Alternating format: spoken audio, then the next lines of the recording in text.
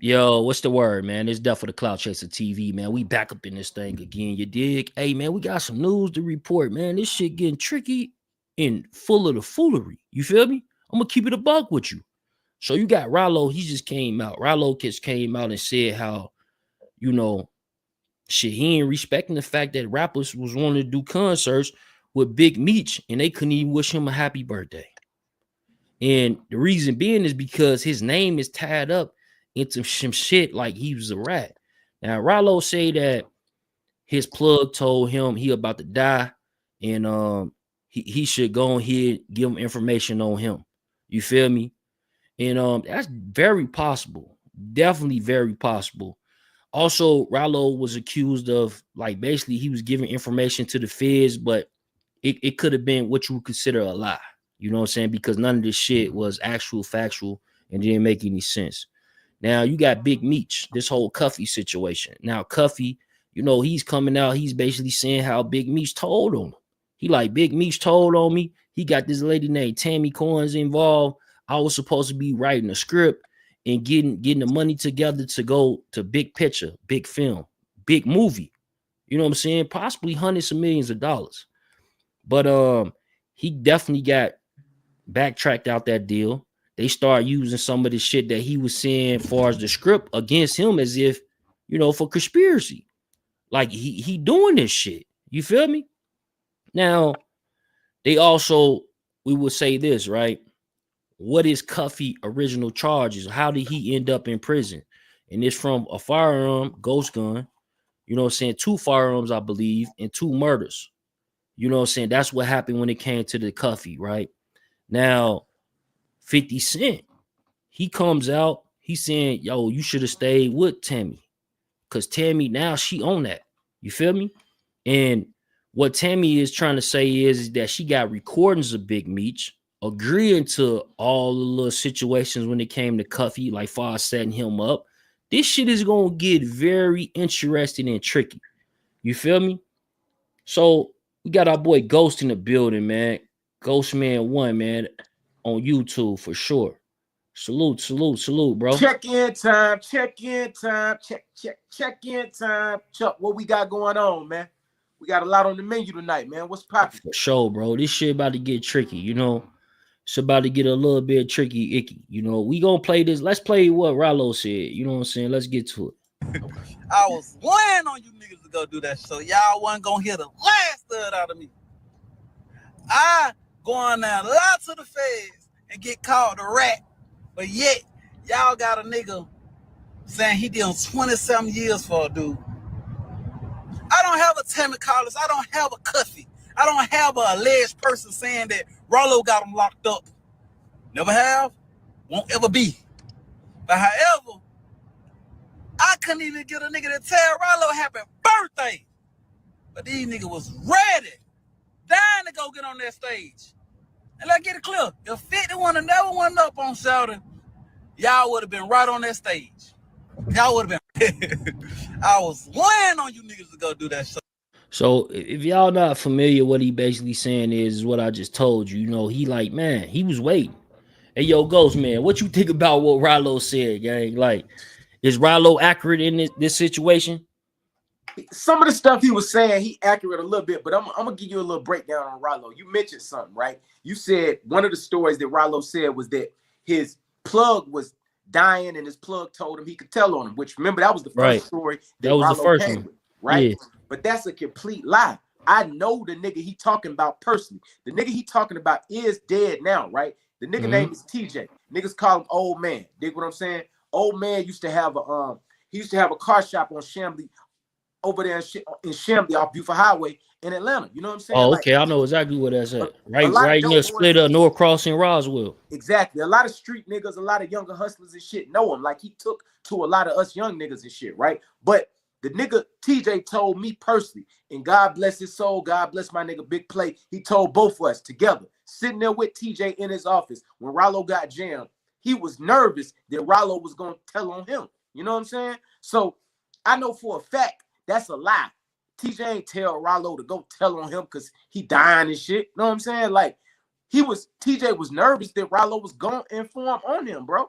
Like Why So you I know think Ralo said that? You think because, like, you know what I'm saying, he dead and he can't really speak for himself? Like, why you think he went with that move? that's why. That's exactly why Ralo went with that move. Ralo went with that move because he know TJ is dead, and the dead can't talk. What TJ gonna say? What TJ gonna say in response? But see, Ralo didn't take this into account. That TJ got a lot of niggas who out here who will speak up for him. You know what I'm Right. saying?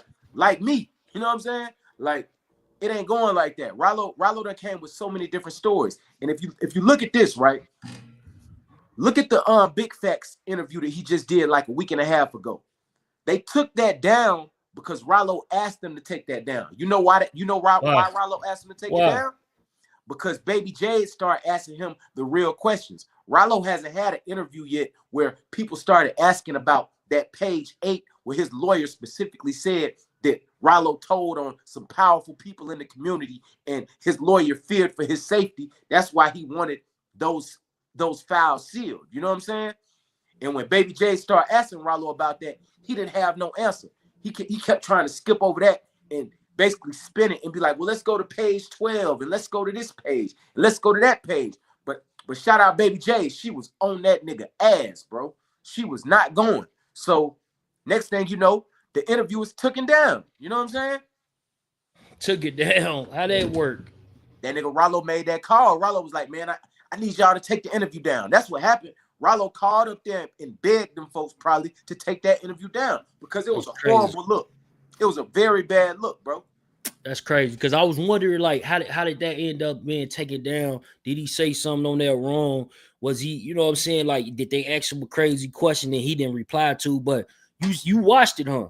Because I didn't get a chance to watch it. Facts. Bro, that's exactly what happened, bro. That's why it came down. It's actually some bloggers out of Atlanta who actually still had the clip up, and they breaking it down. Like, look at this nigga. Like, they breaking the whole situation down on how he looking, the responses he's saying. So let me ask you though, right? So, you know what I'm saying, this whole Ralo situation, he coming out. We just played the audio. Matter of fact, let's play it one more time for the people in the building. Bet. Let's play it again. Let's get to it, man. Let me see. Right here. So y'all wasn't gonna hear the last third out of me.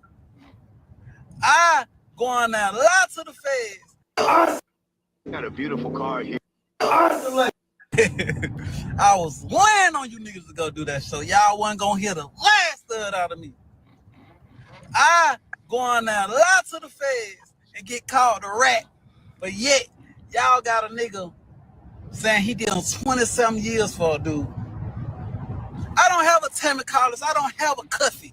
I don't have a alleged person saying that Ralo got him locked up. Never have, won't ever be. But however, I couldn't even get a nigga to tell Ralo happy birthday. But these niggas was ready, dying to go get on that stage. And let's get it clear. If 50 would have never went up on Sheldon, y'all would have been right on that stage. Y'all would have been. So like, bro, you hear what's going on when it come to that, right? Right. And we hearing it, right? It's like, it is what it is, but he making a lot of accusations. And then what he's saying, though, it actually makes sense. Because if they saying these things about him, right? Right. And, you know, like, it's a one guy just came out. He like, yo, you lied to the FBI and shit and all that, right? He lied to him. You know what I'm saying? Different. That's why when you go to the feds, from what I hear, right? I've never been to the feds, but what I hear from my niggas that been to the feds, when you go in there, a nigga from California and you from Chicago, he not gonna look at your paperwork. A nigga from Chicago gonna look at your paperwork, because some people politics is different. You know what I'm saying? Like in Cali, sometimes they be like, you can't go on the stand, or you can't even talk to the police without having to communicate that with the guys, right? Right. In other parts, shit, you can go make up a elaborate story, hit the stand, tell them what they want to tell. That's not considered a rat. You did on behavior of, you know what I'm saying, the defense. But a lot of situations is different in a lot of parts of the country, you know. But when we hear this, though, bro, is Ralo literally, like, is he calling out Big Meech? Like, do he have the right to call out Big Meech? That's probably the big question. Do he have the right to call out Big Meech, gang? Well, he do got the right to call out Big Meech because the stuff with Big Meech is in the media, so everybody talking about it. it's probably the most viral thing that's been going on in hip hop, and I say the last 2 weeks. You dig what I'm saying? But the thing with Ralo, right? Ralo, it's like the pot calling the kettle black, or the kettle calling the pot black. However you say that little saying, right?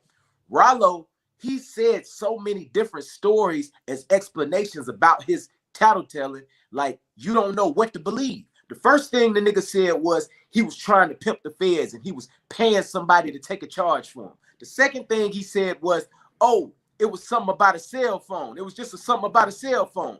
Now he's saying he just went in there and lied to the feds. Like, Ralo got too many stories, and none of them parallel with the other ones. You know what I'm saying? But like I said, the only thing that he is right about is this: all those niggas who was on that show with Big Meech, all of them was gonna perform. If 50 Cent wouldn't have said nothing about it, they would have still performed on them. You know what I'm saying? That's what Ralo was saying. Like, look, man, these people, I was waiting for y'all to do it.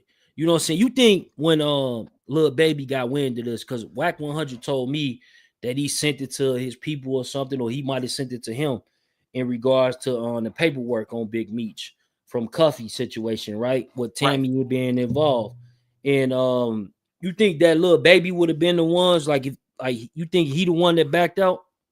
Well, I think Lil Baby probably backed out when everybody else started backing out. I don't think it was just one person. I think it was like a collaborative effort. You know what I'm saying? Because a lot of those guys who was on that bill to perform, a lot of them got relationships. No, for sure. But what you think about like Pete, the whole Pete situation? So it's some things that like, so I don't know. Like you remember we covered the room, so it was still like information coming in as the room was even going. So I don't fully kind of understand what went on when it come to Pete, and they saying that Pete was was snitching, right? Right. So, but you got his CEO, you know what I'm saying? His CEO got these same type of accusations, because we gonna call them accusations. Like his accusations on Ralo, his accusations on P, his accusations on Big Meech. So they got this whole shadow that's forming around them. What makes it different from one or the other? It's no difference. This the thing about it. It's all selective, bro. Like Lil Baby, I rock with Lil Baby, but Lil Baby, he selected politic a lot, because when Ralo came home, it's video of Ralo and Lil Baby together. Lil Baby giving Ralo some paper, right? But he called out Gunna every chance he get. That's selective politicking, and not to mention Lil Baby got rats inside him. You know what I'm saying? Like the nigga G5, that was his right-hand man. That nigga told. You know what I'm saying? Then G5, also, you said G5. What G5 do again? Because I remember you told me one time the nigga G5. What did G5 do? That's Lil Baby man's. Yeah, G5 told on a murder. G5 told on a nigga who the nigga did an interview with Parlay from the Franchise Boys. You know, in the apartments. But basically, the dude on the interview had his paperwork and showed where G5 basically told on him on a murder, and the nigga is in prison now. But not just to mention him, another 4PF nigga told too. The nigga Dirty Tay. That little nigga was signed to Lil Baby, bro. Lil Baby homeboy Nate is locked up right now on a murder because Dirty Tay cooperated. You dig what I'm saying? Right. Lil Baby got a lot of rat activity going on around him that he not speaking on, but he's very vocal about Gunna. You dig what I'm saying? Right, but me personally though, bro, like I take that for like not just industry niggas, but I take that for street niggas too. It's the same concept. Oh yeah, you know what I'm saying? This nigga street niggas, this nigga they know for a fact he told on so and so, or it'd be like I like this story, right? And this will really drove me away from the streets. You know what I'm saying? When a nigga was in the streets, right? Is the fact that say your brother and your mother, right? They both snitch on you. You know what I'm saying? Get you sent up for like 10 piece, right? Right. You ain't gonna call home and tell the guys that your brother and your mother snitched on you, right? So guess what though? His brother and his mother still got a trap spot in the hood. How that work? Yeah, that's crazy. But we ain't seen that, right? It's selective politicking all around the board, bro. Really, what it boiled down to with this snitching shit, bro. Like nowadays, it's sad to say, but it really don't matter, bro. If you got the popularity vote and you got some paper, niggas gonna look past it, bro. It's gonna be niggas who look past it. Majority of the people gonna look past it. They don't care, bro. Yeah, that's like the guy Fly Tie, right? I Right. seen him do an interview recently with Champ. You know what I'm saying? Like I know Fly Tie, he had some shit like that going on, right? Oh, he did an interview with Champ. Yeah. Oh no. That Fly Tie, that's not the same Fly Tie though. Oh, that ain't. Nah, I know what you're talking about. That ain't the same Fly Tie. Okay, cool. I know I be seeing Fly Tie on the internet and shit, you know, and shit, he stand on what he stand on, but then you got a dude named Mikey B is saying that he had some rap behavior and he told on him. But like even then though, right? Again, selective behavior. Because Mikey B didn't tell the world that he told on him back then. Right. He telling them within the past couple of years. And this shit happened like damn near 20 years ago. Check this out, Chuck. When Mikey B came home from prison, guess who bought him a car? Guess who be all in the pictures? Fly Tie. Exactly. Now, you got to ask yourself this. Why is Mikey B doing all this now? Yeah. Why is he doing it now? Right. So it's a big question, though, Ghost. Like, this the big question. Go back to the Ralo shit. Go back to the Big Meech shit, right? Right. So if a motherfucker ain't saying what they saying and saying that person and snitched on them within a certain time frame, right? And they receiving proceeds from this individual or even clout, right? Right. Do you think that we should even like take that as like, you know what, we should put that on the board here, right? I mean, honestly, bro, it don't matter when it come out that a person is a rat or a cooperator, long tail, whatever you want to call them.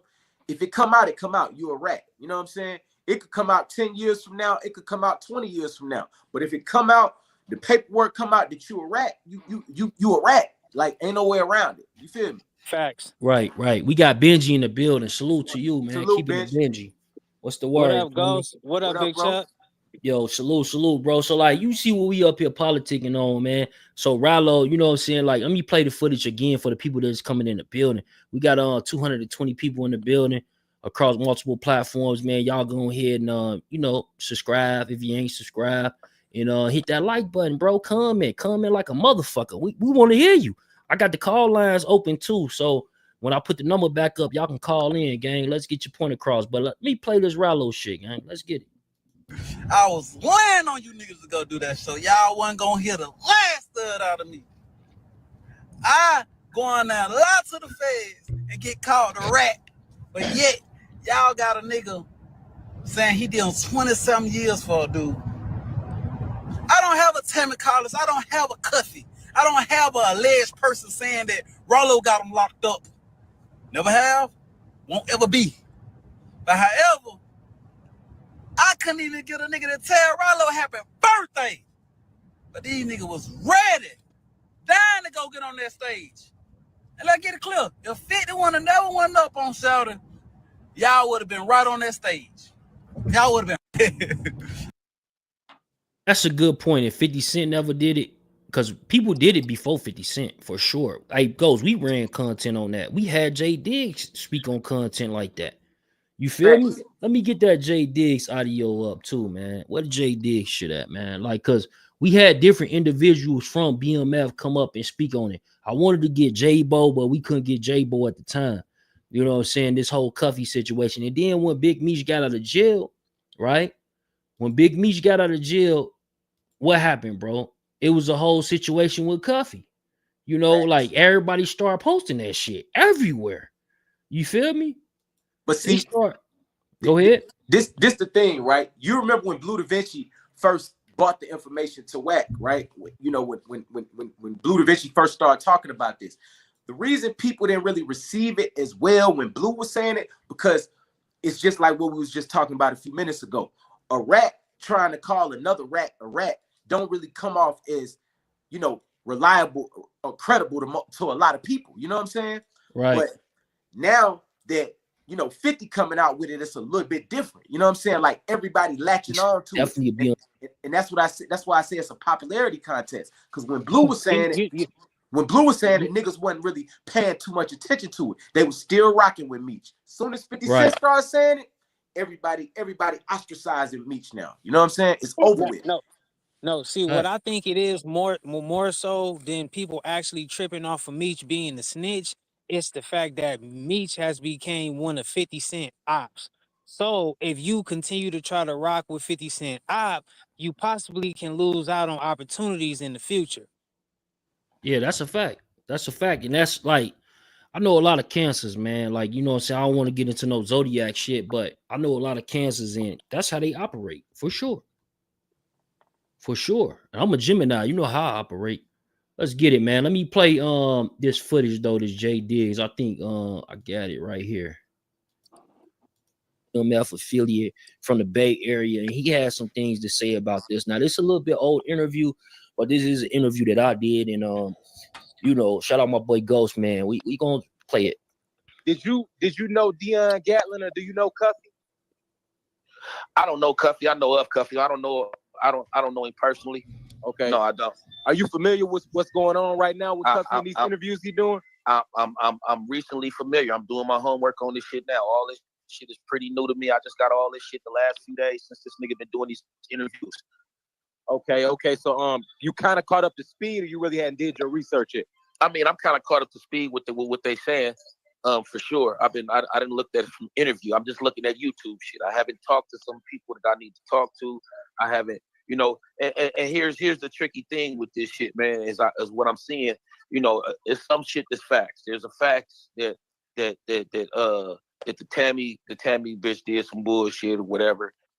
I just got paid $60,000 for my car crash from using this. Damn, I gotta play that. I don't know if you can. Psych. And that she owned the rights and all the shit. I pretty much know that that's facts. Now the facts is if she did some backdoor rash shit. Now the question is, one, was she doing it with dude knowledge, or was she just doing it on some underhanded shit as being an informant because she fucking with the police? So that's what got to come out of this. You feel me? So it's a lot of shit. Just because she could have met the niggas through Meech or whatever the situation may be, but she could have been on her own bullshit. You understand what I'm saying? Yeah, that's true. Let's give her the benefit of the doubt and let's go on that, bro. Let's we gotta get Meech. Let's give Meech the benefit of the doubt and let's just say that he didn't know nothing about it, right? But check this out. They still dealing with Tammy to this day. You don't feel like that's dishonorable, bro? If all this is going on, if Meech know all this happened, and all. So let me stop it right there. Let's get it. So Chuck, Yo, check this out, right? You heard what J Diggs said, right? yeah. Now, why J Diggs so silent now, though? Why is J Diggs so silent now? You haven't heard a peep out of J Diggs about this since Meech came home. Since all this paperwork been floating around the internet, everybody and their mama got these documents. Why is J Diggs so silent? Yeah, bro. That's a fact. Like J Diggs, I fuck with J Diggs. You know what I'm saying? Like I like that. Like if y'all don't know this channel, that was some of the first content we covered. Because even though I'm from Chicago, I wanted to take it a different lane. So I went to the Bay Area. I was covering JT. I got interviews with JT on the bigger figure, J Diggs, Massey Marv. You know what I'm saying? That was going on at the time. You know what I'm saying? I was covering Yuck Mouth. You know, that was going on at the time. So I'm very familiar with that culture out there. And I fucking respect it. You know what I'm saying? Because I remember one time I'm out here in Vegas and I'm at a damn gas station. And I see a nigga with a free Bump J t-shirt on. And I'm like, what the fuck? Bump J? That can't be the same Bump J. They like, yeah, Chicago Bump J. I'm from the Bay Area, bro. We fuck with them. I'm like, oh, yeah, salute. That's what's happening. All is well, you know? But, bro, honestly, J Diggs should come out and say something about it, but maybe he's saving it. Maybe his price. You know what I'm saying? Because like at that point, though, J Diggs should have a price behind that. You know what I'm saying? Because everybody can't do what we do, bro. We put shit in the algorithm. You know what I'm saying? We make shit monumental. You know what I'm saying? Like it's moments in the culture. You know, like it's an unfortunate situation between him and Whack 100 beefing. But guess what though? They are beefing. You know what I'm saying?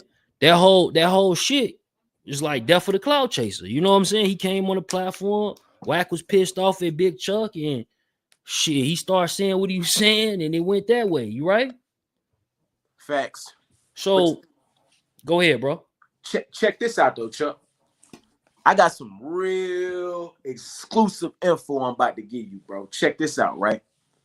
The official BMF niggas that's left, like the niggas who was day one BMF. I'm not talking about these groupie BMF niggas who became BMF while Meech was in jail or became BMF after Meech got out. I'm talking about day one BMF niggas who was there when Meech was running the streets, right?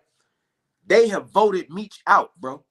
I got exclusive intel directly from them that they have voted Meech out of his seat, bro. Meech, check this out, bro. Bull, that's the nigga. Well, we ain't got to get in that, but Meech know who Bull is. The YouTube streets know who Bull is to Meech, and they know about that, you know, Diddy old bodyguard Wolf. They know what happened between Bull and, you know, when Bull and me and Wolf met, they know what happened after. But Bull, he won't talk to Bull. Meech won't talk to Rocket. Meech won't talk to Ooey. And Meech won't talk to Big Cuz. Dig what I'm saying? Meech will not even get on the phone with these guys and give them an explanation. You dig what I'm saying? Like, he won't talk to them at all. The only people that Meech is talking to right now is Tito Dash and Doe Beezy. That's it. You dig what I'm saying? Like, that's crazy to me because I'm going to give you a little insight on who Rocket is. Rocket was Lil Meech manager. That's who been moving Lil Meech around. You dig what I'm saying? Like, Rocket is the nigga who been making sure Lil Meech was straight while Meech is in jail. So you won't even get on a FaceTime call or talk to Lil Rocket on the phone. The nigga who been making sure your son is straight. The nigga who connected the dots, got your son with 50, who been making sure your son is protected in these cities and these states that he go to. Like, come on, bro. Like, that's a major red flag. At this point, it's like, if nigga, anybody who don't see that Big Meech is all bad, you just don't want to see it. You know what I'm saying?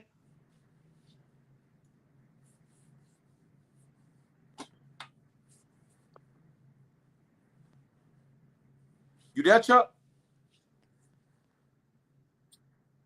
Yeah, I'm kind of curious on like where Rocket gonna go between either you gonna go with Big Meech or is he gonna go with 50? Well, he already went with 50. You know, he was on 50 page talking to Cuffy. That's Rocket and Cuffy on the phone together, bro. On Meech on I didn't 50 even Cent catch page. that. Damn. Yeah, that's Rocket. Matter of fact, I'm gonna go get the clip right quick. So I'm gonna send it to Chuck so you can know exactly what you want. But that's Rocket talking to Cuffy. Hold on. Okay, So let's play the clip then. yeah, we gonna get to it. Hey, bro, what you think about? So we just heard Jay Diggs, right? I got a clip. I want y'all to get in tune with. So Byron Blake, this is my boy Byron Blake, but he breaks some shit. Our President's Day sale is on at Jerry Center. I thought this was my premium account.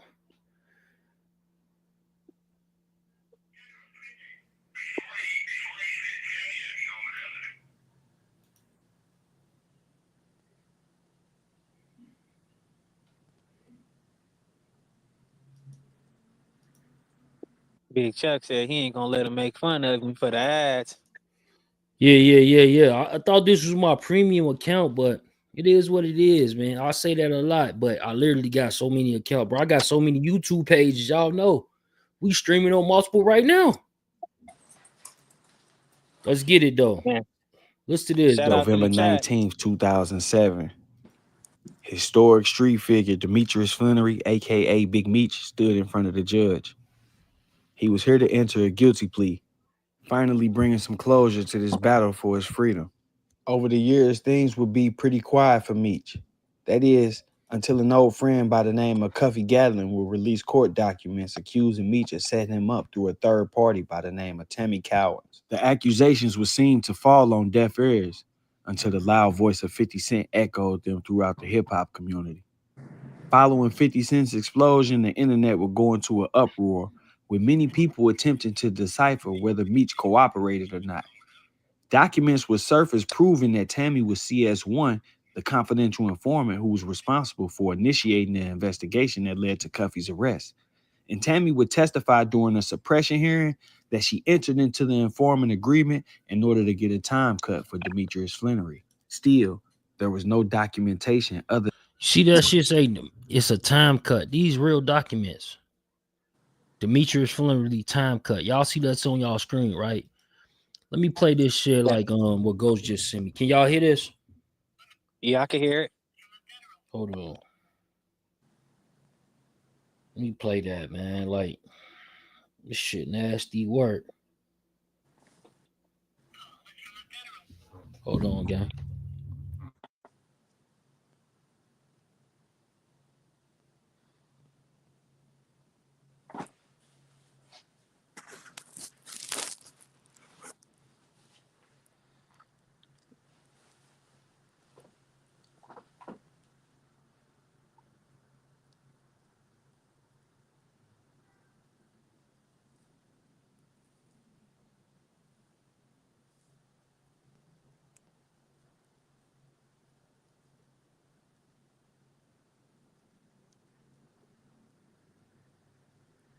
The reason why I say this, homie, Y'all can because hear I that, met right? the essay in downtown Atlanta. Yeah.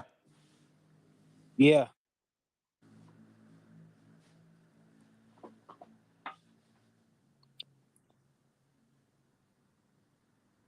It went out. Essay, homie.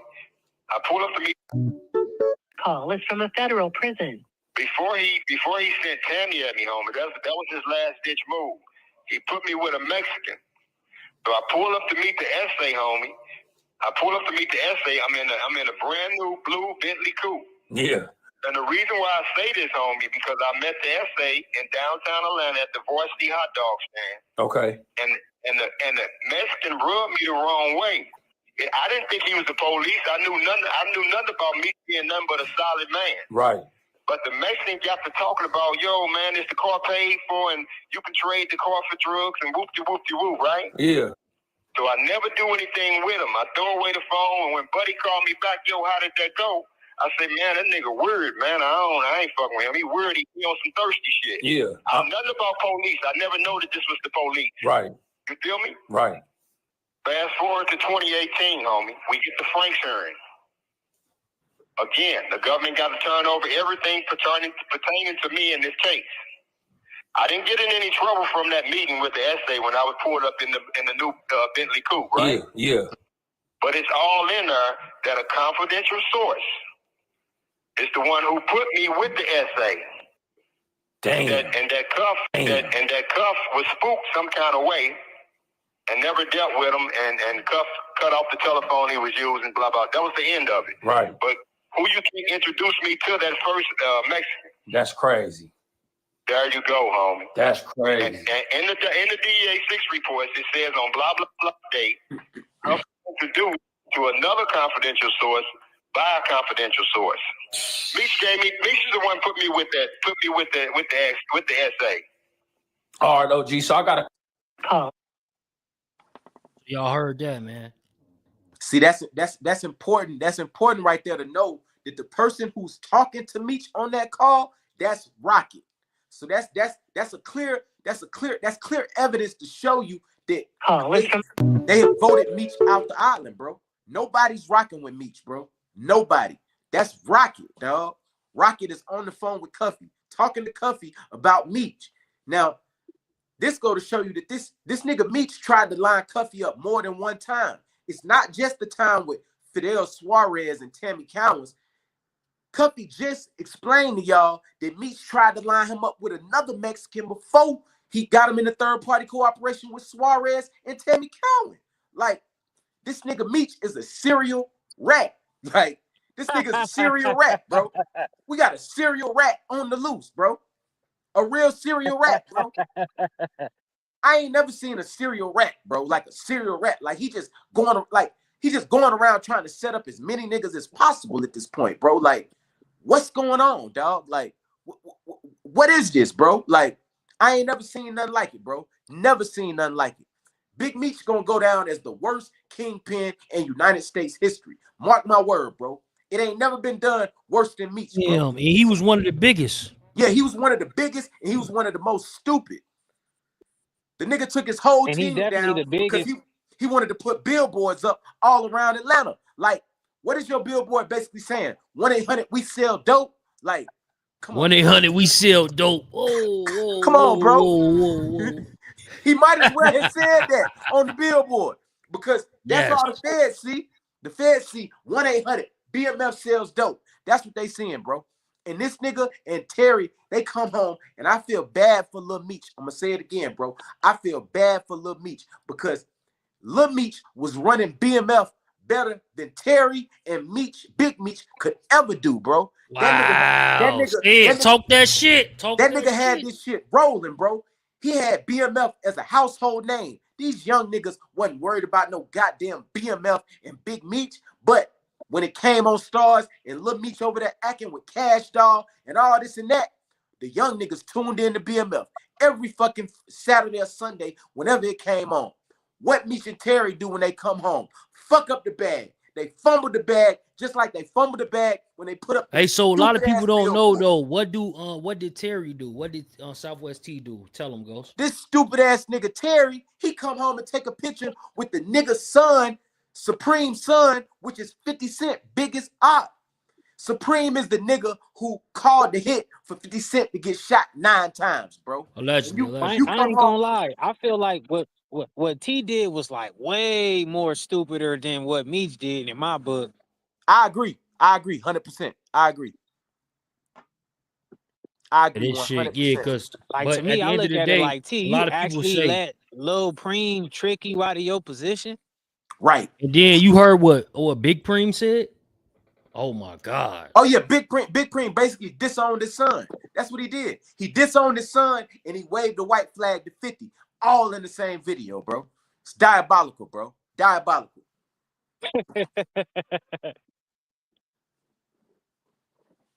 Yeah, because at the end of the day, I don't think Preem really know his son that well anyway.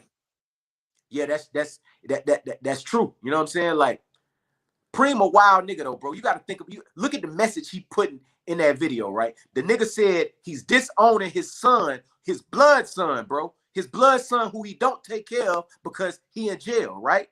You saying you disowning your blood son because he's on the internet, but you giving him a message on the internet, bro.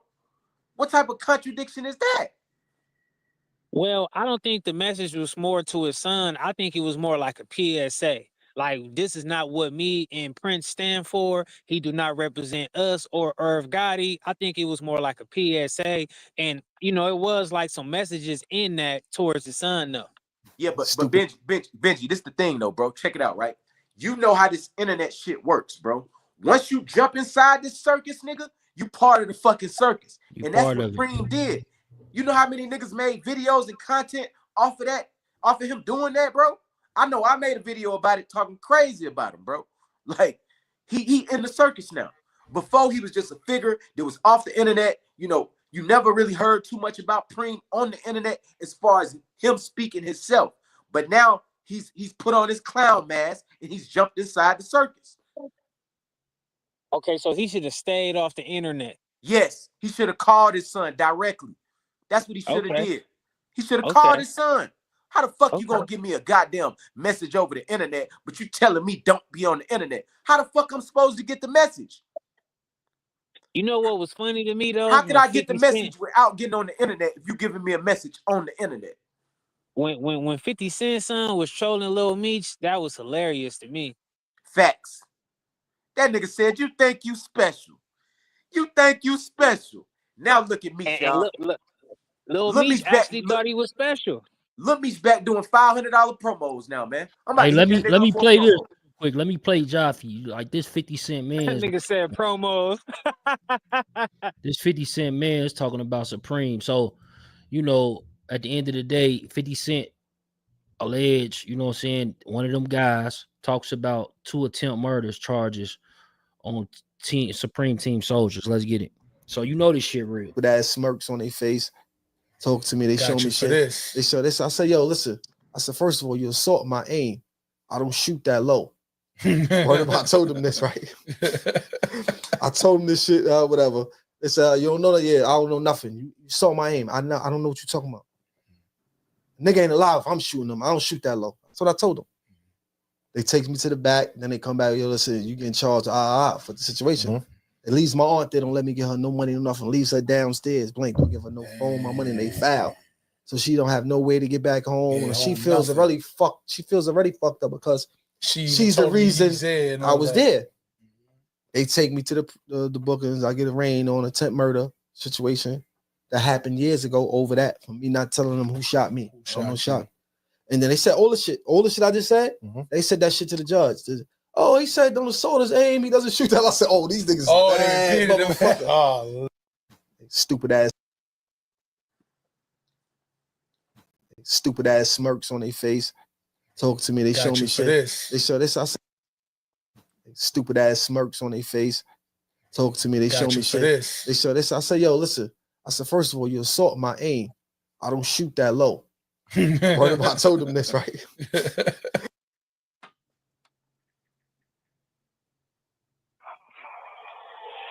Due to recent events, the elevation to a place of peace and rest for my brother and friend, Irv Gotti, and the buffoonish display of my son, Kyle Robinson, I am forced to make a public statement in defense of Irv and his family. I do not indulge in idle chit-chat. When I speak, I have something to say. Kyle Robinson does not speak for Irv or Irv's family, nor does he speak for me or my nephew, Gerald Prince Miller.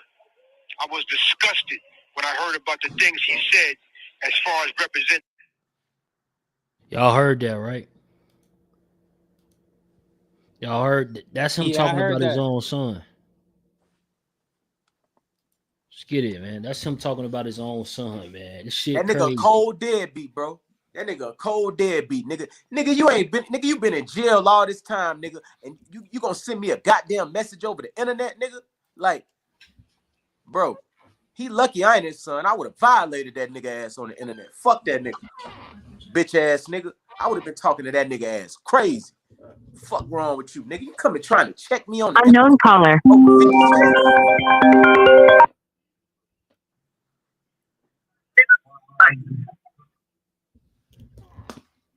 Yeah, no, for sure, bro.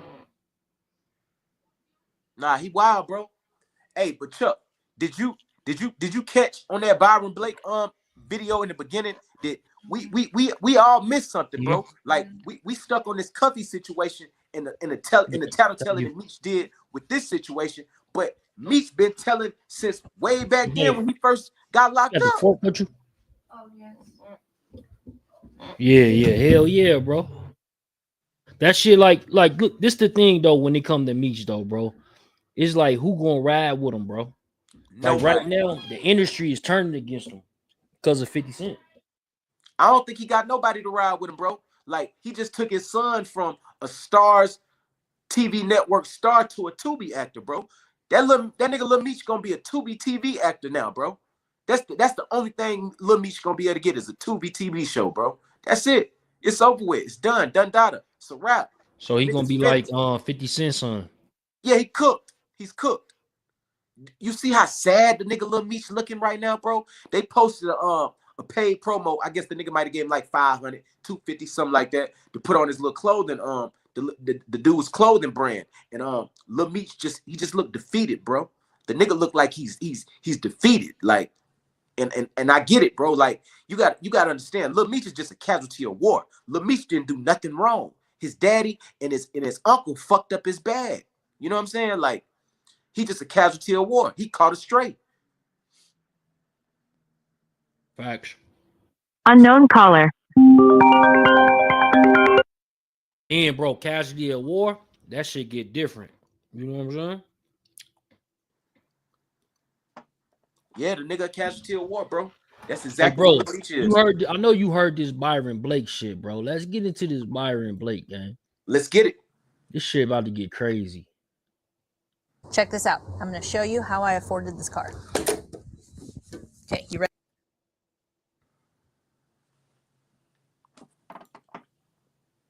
Agreement, Meech, November 19th, 2007. Historic street figure Demetrius Flannery, a.k.a. Big Meech, stood in front of the judge. He was here to enter a guilty plea, finally bringing some closure to this battle for his freedom. Over the years, things would be pretty quiet for Meech.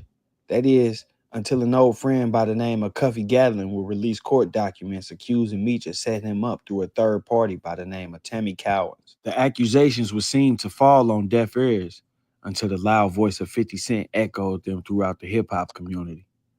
Following 50 Cent's explosion, the internet would go into an uproar, with many people attempting to decipher whether Meech cooperated or not. Documents would surface proving that Tammy was CS1, the confidential informant who was responsible for initiating the investigation that led to Cuffy's arrest. And Tammy would testify during a suppression hearing that she entered into the informant agreement in order to get a time cut for Demetrius Flannery. Still, there was no documentation other than Tammy's word that she was doing this on Meech's behalf, or was there? In order to truly understand the relationship between Meech and Tammy, you would have to go back before Cuffy's indictment, to the date of Meech entering his guilty plea. During the November 19th plea hearing, the judge would question Meech about the terms of his agreement with the government. The court: have you read the indictment? The defendant: yes. The court: have you discussed with your lawyer the charges, particularly counts 3 and 10, which you intend to plead guilty to? The defendant: yes. The court: in count 3, the offense is continuing criminal enterprise. Do you know what maximum punishment under law is for that? The defendant: yes, life. The court: count 10 is money laundering. Do you know what the maximum punishment under law for that is? The defendant: I think 20. The court: that's right. Has anyone threatened you or forced you to plead guilty? The defendant: no, sir. The court: there has been a plea agreement. Mr. Eisen: on the CCE, Your Honor, there is a mandatory minimum as well. The court: okay, well, I asked him if he understands the maximum under law. There has been a plea agreement between you and the government, right? The defendant: yes. The court: what's your understanding of the agreement? Shout out JoJo TV. The defendant: that I won't be enhanced. The court: pardon? The defendant: that I couldn't be. The court: well, first of all, what's the sentencing range? The defendant: 30 to life. The court: and on the basis of the guidelines? The defendant: right. The court: that's a recommended? The defendant: right. The court: and that takes into account your criminal history and the nature of your offenses? The defendant: right. The court: and there's a minimum, right? The defendant: 30. The court: 20 years, right?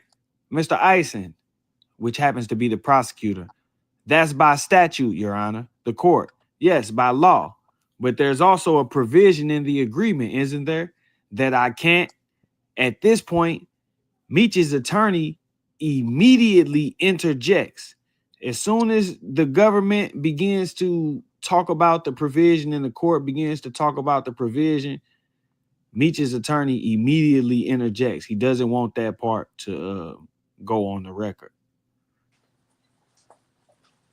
No, the agreement is that the guidelines are 30 to life, but, and then the judge stopped him and says, let me do it. He said, okay, I'm sorry. Now, it's important to note that during this segment of the hearing, the judge has established that Meech has entered into a plea agreement and that his statutory guidelines range was 30 to life. For those who don't know what a statutory guidelines range is, the United States Federal Sentencing Guidelines are rules published by the United States Sentencing Commission that set out a uniform policy for sentencing individuals and organizations convicted of felonies and serious Class A misdemeanors in the United States federal court system. If you have a 700 plus credit score, you qualify for Chase's new program where you could access up to $150,000 of capital for. Now, let's continue. Court: you know that's why I took the job. However, the court must impose a sentence of imprisonment on count 3 of at least 20 years. Mr. Feinberg: yes. The court: that's a provision of the agreement, right? Mr. Feinberg: yes. The defendant: on both counts.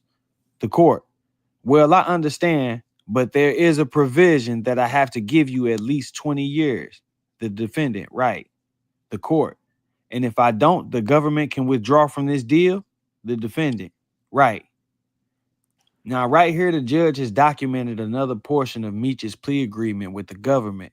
So we now know that based on this provision that Meech has, his guideline range is 30 to life. And there is an agreement with the government that the judge must give him at least 20 years or the government can back out. Let's continue. The court. Okay, when you go to prison, after you get out, there's a period of supervised release.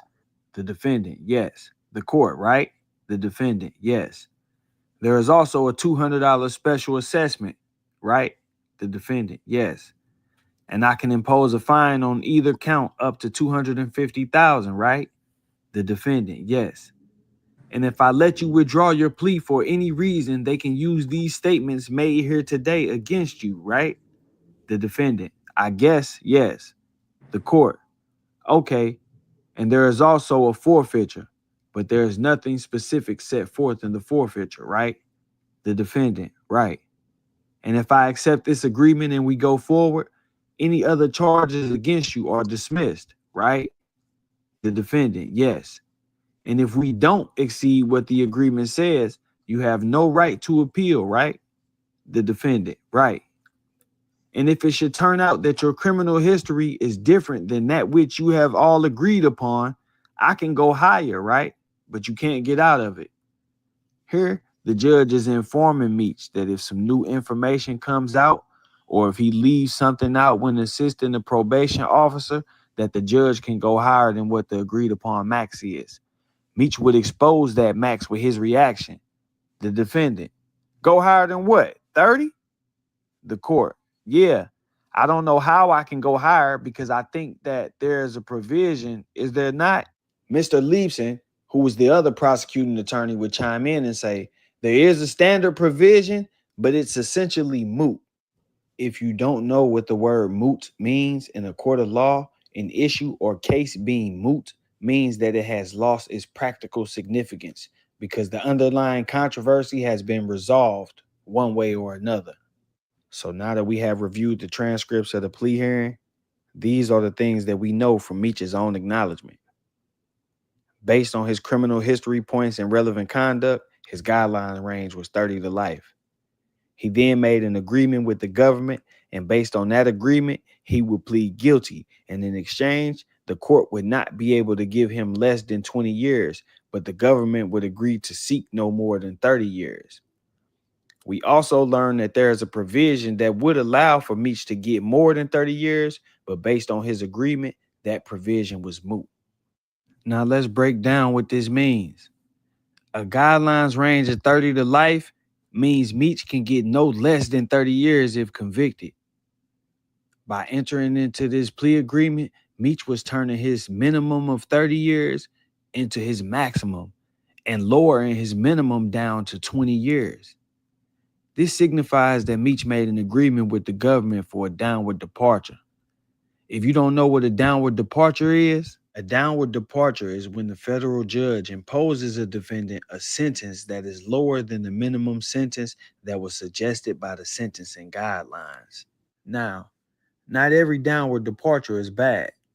As I just mentioned, it usually happens when a judge deviates from the guidelines because you may have been less involved than others or may have some special circumstances like a learning disability or something. The judge might just feel the sentence is too steep, but the government agreeing to a downward departure. What you think about that, man? The government agreeing to that downward departure. Man, like I said, right? I didn't like, bro. You know, Chuck. We be investigating, bro. We be doing our journalistic research, right? And we done went through all type of BMF paperwork, right? We never caught this, bro. Byron Blake, salute Byron Blake, bro. He is a beast for breaking this down the way he broke it down because this shows that Meech was actually cooperating with the government way back then. Like, look at it like this, right? It's telling you right there in the paperwork that the way that Meech got his brother to take the plea deal, because his brother didn't want to take the plea deal. Terry wanted to go to trial. Meech didn't convince his brother to do the plea deal because Meech really felt like that, like he wanted to do a plea deal as well. He did that for the government, bro. He did that for the government. He's trying to get, you know, leniency from the government because he convinced his brother to take a plea agreement. So he wasn't worried about his brother's best interest. He was worried about his best interest and whatever deal he worked out with the government. You dig what I'm saying? Also, in that same paperwork, it says how Meech basically pleads guilty to, distribution with 5 other members of BMF. That means, just like Byron Blake broke it down, those Meech and his brother took those pleas before those other 5 guys, whoever they was, right? So that could be used against those 5 guys. So that's telling right there. You admitting guilt, but you admitting guilt not just on yourself, but with 5 other members of BMF. So basically, Meech telling on niggas under him, bro. Like, this nigga Meech been a cold-blooded, rat, dirty ball playing ass nigga for a long time, bro.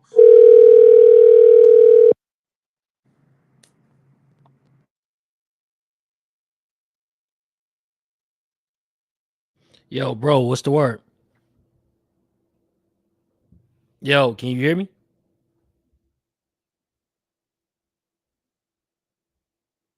Yo, can you hear me? We can't hear you. Yeah, that shit. Can't hear that nigga. It's crazy though.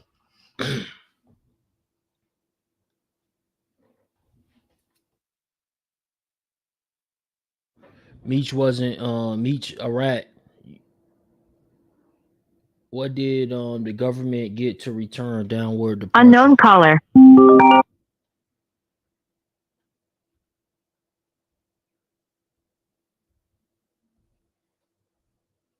Voicemail, press 2. Yo, what's the word, bro? It's Duff for the Cloud Chaser. What up, Cloud. Chuck? What's the word? Can you hear me? Yes, sir. Yeah. So look, I want to say a couple of things. Go ahead, bro. Hold on, let me turn that audio down. All right. So look, that paperwork he just read don't say Meech told on nobody.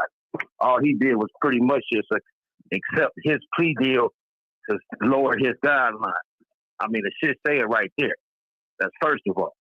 Second of all, what Ghost said, and Ghost, you be speaking your shit, Ghost. Hey, Ghost, how old are you? 34. 34. Okay, so you're a little bit younger. What part of Atlanta are you from, mama? I'm from the east side. All right, so just like I know.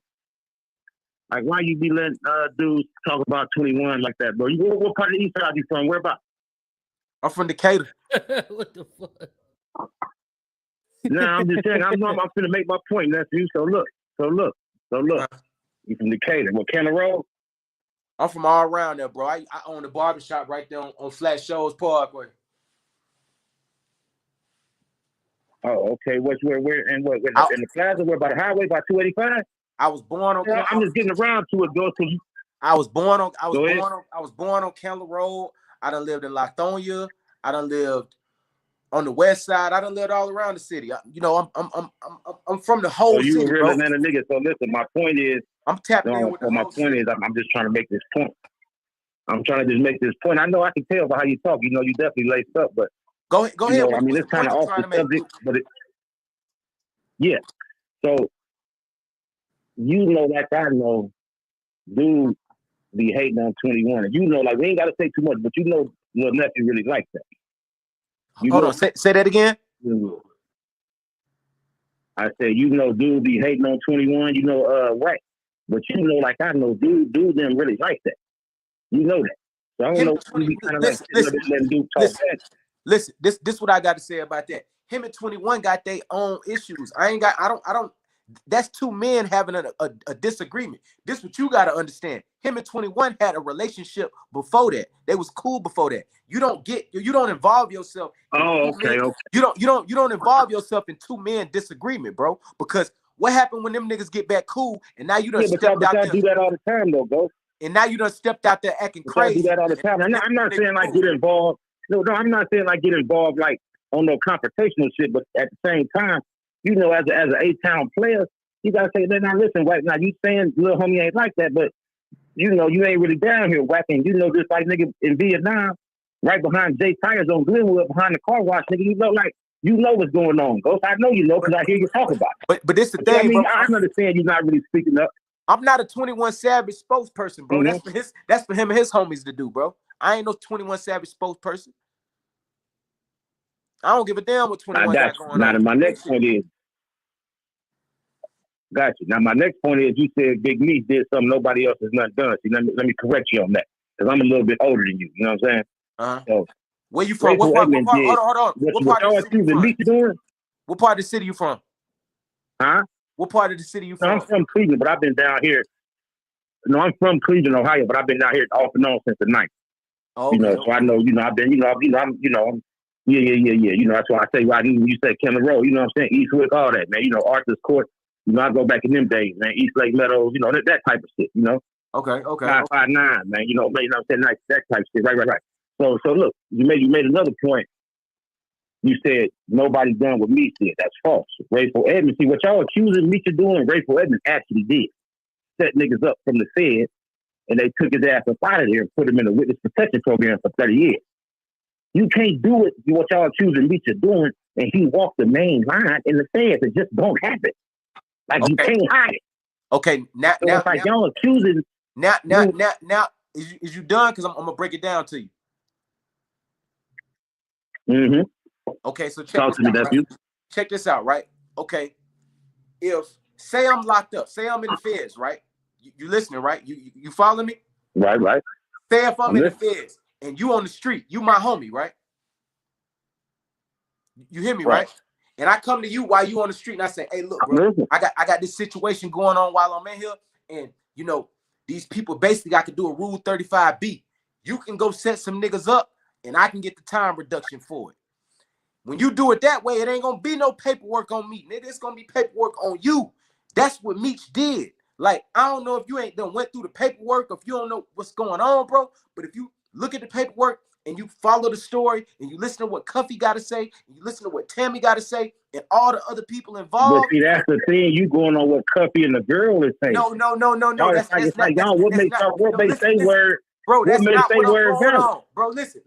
I'm not just going on just what Tammy and Cuffy saying. I'm going on what Tammy and Cuffy saying. Plus, I'm going on what the paperwork say. If you read the paperwork and you listen to what Tammy and Cuffy say, and you a street nigga, you should be able to put all that together and see that it's real, bro. How the fuck Meech gonna be inside that conspiracy and he don't get charged? How he didn't get charged? Did you even read the paperwork? Because I mean, I don't got to. Like, I've been through it in real life. So I don't got to. I'm not experienced. I don't got to. I know how this shit works. Respectfully, my boy, you can't speak on it if you ain't read the paperwork because you don't know what's going on. Okay, so let me ask you this. In the paperwork, does it say in black and white that Demetrius Flannery was a third-part cooperative for that girl in Cuff? Yes or no? I'm going to tell you exactly what it say. It basically says that she first testified in front of the grand jury that she became a third-party cooperator and informant for the DEA on behalf of Demetrius Flannery. She said that Demetrius Flannery. But that's her word, though. That's what she's saying. Listen, bro. You're not gonna have Meech in that paperwork. His name saying, "Oh, Demetrius Flannery said this, said that." That's not how third-party cooperation works. That's not how it works, bro. Okay, so basically, y'all ride with Shorty. I'm riding. Listen, I'm riding with knowledge. I'm riding with common sense. That's what I'm riding. They say in the comments, they say facts change feelings. Feelings don't change facts. Facts, 100%, 100%. And that's it. But see, that's the thing. It ain't no facts though. That's what I'm trying to get to the facts, Chuck. Because it's like it sounds like to me a bunch of speculation. Let's get to it. Yo, you know Benji, what I'm saying? Yo, Benji. And then another point y'all said. Hold on. 1 second, bro. 1 second. Call from. Yo, what's the word? You gotta turn your background down. Hold on. That's me listening to your. What you mean? What's the word? What's the word? I'm about to tell you what's the word, man. The word is. You said the word is what? I didn't hear you. I didn't hear you, believe bro. Big Meech is a snitch. Hold on. Hold up. You hear me now?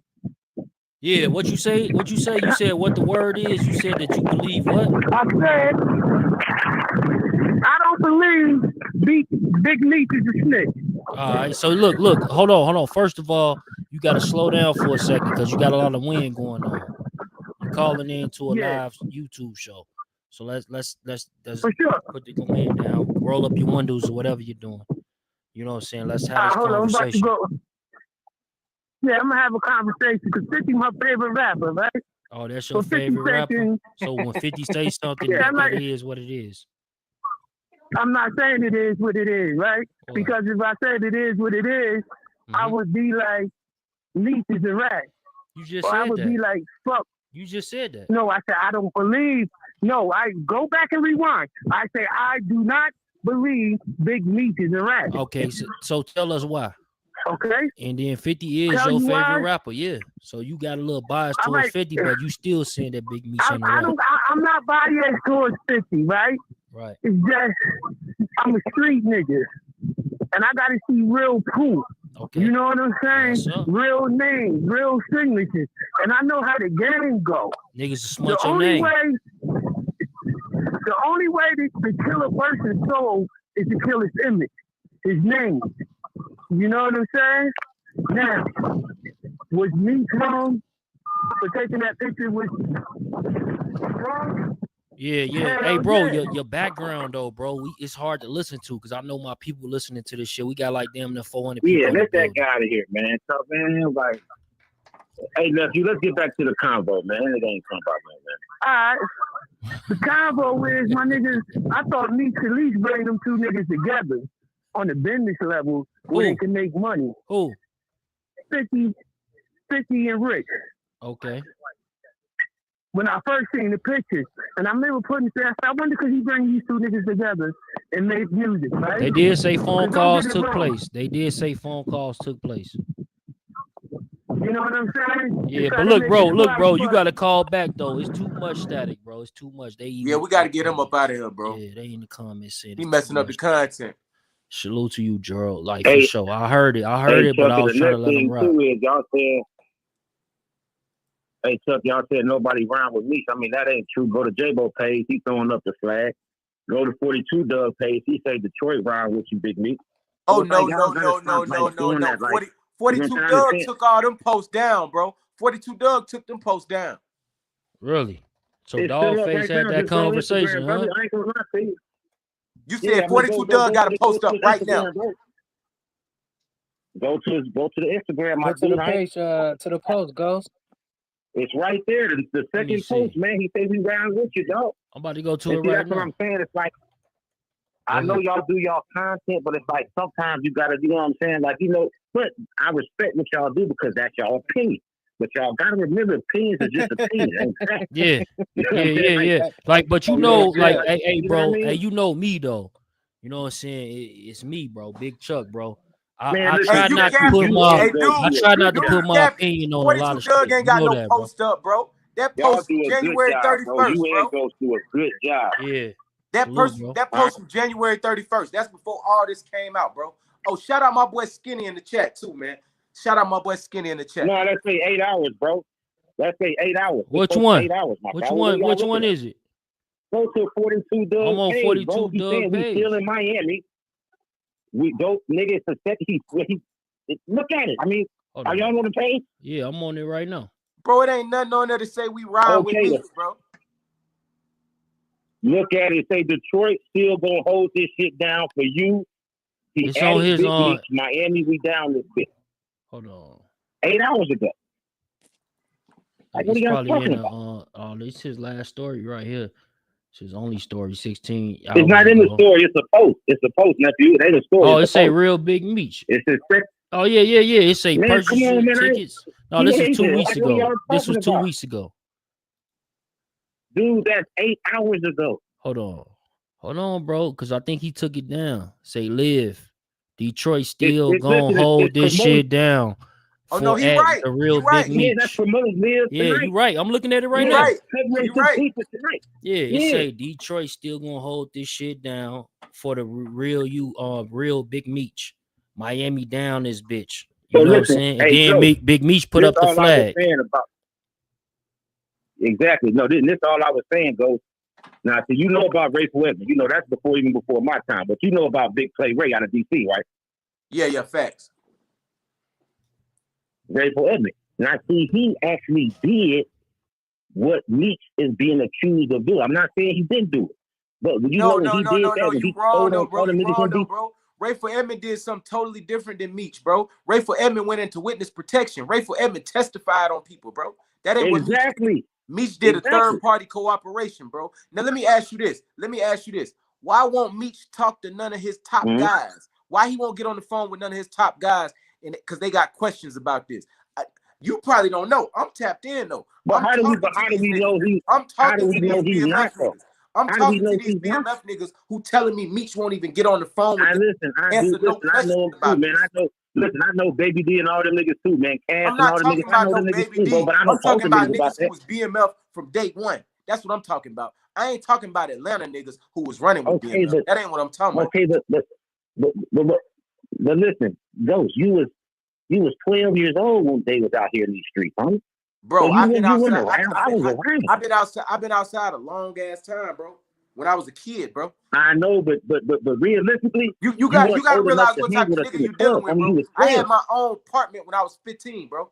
Like you talking to a different type of nigga, bro. Around when, I understand that we all had money at 15. What I'm saying is, but you was not old enough to hang how we was hanging in 2002 and 3. It's not about 2000. I'm not taking none away. Failing to realize this ain't got shit to do with 2003. We talking about the shit he did with Cuffy. That's what we talking about. That wasn't in 2003, my nigga. Okay, but that shit happened 2007. Okay, so listen, you saying like that. I understand what you saying. I'm saying, so you saying you talk to real high members up there, and they say they don't fuck with this. Is that what you saying? Bro, the nigga is voted out, bro. Let me ask you something. Do you know who Rocket is? Do you know who that is? Yeah. Who's Rocket? Nah, I don't do all the names. I'm gonna give you a little breakdown. I'm gonna give you a little breakdown if you ain't been watching the whole show. Okay, BMF Rocket was Little Meech manager. He's been the nigga who been moving Little Meech around all this time while Big Meech was locked up. Rocket is a BMF member. Rocket is the nigga who used to be signed to Young Jeezy. Dig what I'm saying? Cool. Rocket is on 50 Cent page right now having a conversation with Cuffy about Meech. Rocket is also a nigga who Meech won't even talk to. Meech refuses to get on FaceTime with this nigga. This is a nigga who holding your son down while you was locked up, my nigga. You won't even get on the FaceTime with him? I know me personally, if my homies had questions, I mean that looks bad, but that still don't make him guilty of what y'all accusing him of. That's your opinion. I mean that looks bad, Listen. You open to have your opinion. Just like my homie Skinny is in the chat right now. This is like my brother. This is a nigga I know my whole life. He disagrees with me. He's able to disagree with me. That's your opinion. That's his opinion. I have a different opinion. I think the nigga a rat. That's what I think. That's what I see. I see rat all over him. That's what I smell. I smell a long tail. That's what I see. You know what I'm saying? I can't cap. I see a rat. His behavior is dishonorable. Yeah, bro. but see, and listen, another thing is too, Go. See, I respect this. I mean, like I say, I already know how you know, I already know how you flow, but like, dude, man, and when I say dude, I'm talking about rat. Like, he calls everybody a rat. So that's the thing. Like, when I hear y'all talk about rat, it's like it's hard to take anything. Hey, bro, we gonna leave that. We gonna leave that out because this shit don't got nothing to do with no fucking whack, bro. Okay. So look, let me ask you a question though. You know what I'm saying? So like, Blue Da Vinci, he was all over Atlanta. You know what I'm saying? Did you have any run-ins with Blue Da Vinci? Do you think he a rat? I mean, I had seen the paperwork, Chuck. I can't say. I mean, I don't know. I mean, I don't know. I mean, is he? I mean, you didn't say that for me. I mean, I don't know. You ain't did no research on nothing. Nah, because Blue don't have it. Blue don't have that. Bro, that. when he told you, when Ghost just told you not too long ago, he said, "Look, man, you ain't seen the paperwork." So you not seeing the paperwork, bro. Like I'm trying Well, to no, figure what out. I say is I Like, ain't seen it physically, but I mean I've seen videos where people that went through it. Just like Gene Deal, your man Gene is doing something. He did something earlier today where they went through it. And Gene is like, and Gene said himself, like, you can't really say for sure he is, but it looked bad. So yo, that's just keep it a street Benji. shit. Yo, keep it a That's all Benji. I'm What's the saying. word, gang? Yo, we got I'm T Money tuning in the in, Big building. Chuck. Yeah, so that's all I'm saying. Yo, what's the word, bro? You like this conversation? Keep it a Benji. Shit, dope. Yeah. It definitely makes sense. I think it's education. You know what I mean? I think it's people in the audience that's definitely learning a lot. Yeah, I think that people should stay out the motherfucking streets. What you think, Benji? Cause shit getting I agree tricky and with you. I fuckery. feel like the streets is over. Shit dead. Shit getting some extreme fuckery and disbehavior. You know what I'm saying? It's like, man, you can't Yeah, the even streets call it is for these over, niggas man. no more. Big That's a Chuck, fact. I mean, go. at this point, if you Yo, just what's the can't get word? mad if somebody T do you Money, What wrong. up? what's Yeah, up, you my can't get boy? mad, Benji. What up with it? You can't get mad. Yo, What T you Money, think we about got this T Meech I Money mean, in case, the man? listen, building. what y'all gotta understand, hey Chuck, what y'all gotta understand is like it ain't about staying out the streets, it's just about when you get in the streets, you gotta know that come with your job. Snitching, robbery, that come with selling dope. Period. Ain't no way around. Nigga, they been snitching since These boys in You don't denial, gotta man. rob. Hold They in on, denial, bro. T. They in You denial, don't gotta, T. hey, bro. You don't gotta rob niggas to sell dope, gang. Hold on. No, what We I'm got saying another is that caller. one Hold thing on, you gotta worry about. one second. Call To the show, from Skinny. What's good, this Cleve? Yo, what's the word? What's the word? You live and direct, man. Fame and clout. What's the word? What's going on, man? Just tapping into you, Chuck, man. This Cleve. Yo, Cleveland, what's the word, gang? Hold on. Yo, Cleveland, what's the word? Man, I'm hearing y'all, man. You know, all this shit be going back and forth about other niggas' shit, right? Right. But at the end of the day, y'all is on target when y'all say, please do y'all facts before y'all talk about people. You feel what I'm saying? Mm-hmm. Because the paperwork gonna tell you every goddamn thing, bro. Everything, every time. But when you read them the Yeah, I'm paperwork, talking they about, still act like it ain't the paperwork. I don't Cause understand that, it's bro. like niggas reading the Bible. They don't understand the Bible. You all can read the Bible right now, right. or the When they Quran, say and child people gon' be you and know what I'm this, they saying? don't know the understanding They sometimes. don't got to Yeah. understand it too. Yo, Cleveland, Yeah, this but see my my boy right here. original This question, Cleveland Chuck. right here, right? This is Cleveland that I know, right? Yeah, this Cleveland. Yo, Yeah, you know what it is, Chuck. What up? salute. So what's the word, bro? What part of Cleveland you from, homie? From Harvard Ave. Oh, you from Harvard? You from the other side of town? Yeah, I'm from South Yeah, I Euclid. fucked it up, you know. Right off My niggas from all my brothers all live from 117 St. Clair, the whole trap over that way. Shit. Hey, shout out my up the way Oh, yeah, niggas in yeah. Cleveland, man. Shout out my up the way niggas in Cleveland, man. Shout out Cleveland, Yeah, man. there As you a go. whole, I Up fuck the way, with my guys. Cleveland boy for real. I got a few Shout niggas out Yeah, to the Harvard, Ralo, yeah, Ohio. uptown Miles and Harvard. Yeah. Mars, Yo, I'm T from Money. I ain't been to Cleveland. I ain't been to Hold on, Cleveland. y'all. 138. Hey, hold on, guys. Hold on 1 second. Yo, T Money, man. We got T Money in the building, man. Like I've been seeing you up on a few different platforms. So T Money, you know, I've been seeing your page. You know what I'm saying? The shit going up, right? What's your bro? What you got it is now? T Money Live? Yeah. Yeah, T Money Live, man. Y'all go subscribe to that. But yo, T Money, what you think about this whole situation? Because I remember when you was in the room, when Jay Diggs was in the room, and we was asking Jay Diggs about this whole BMF situation between him, Blue. Man.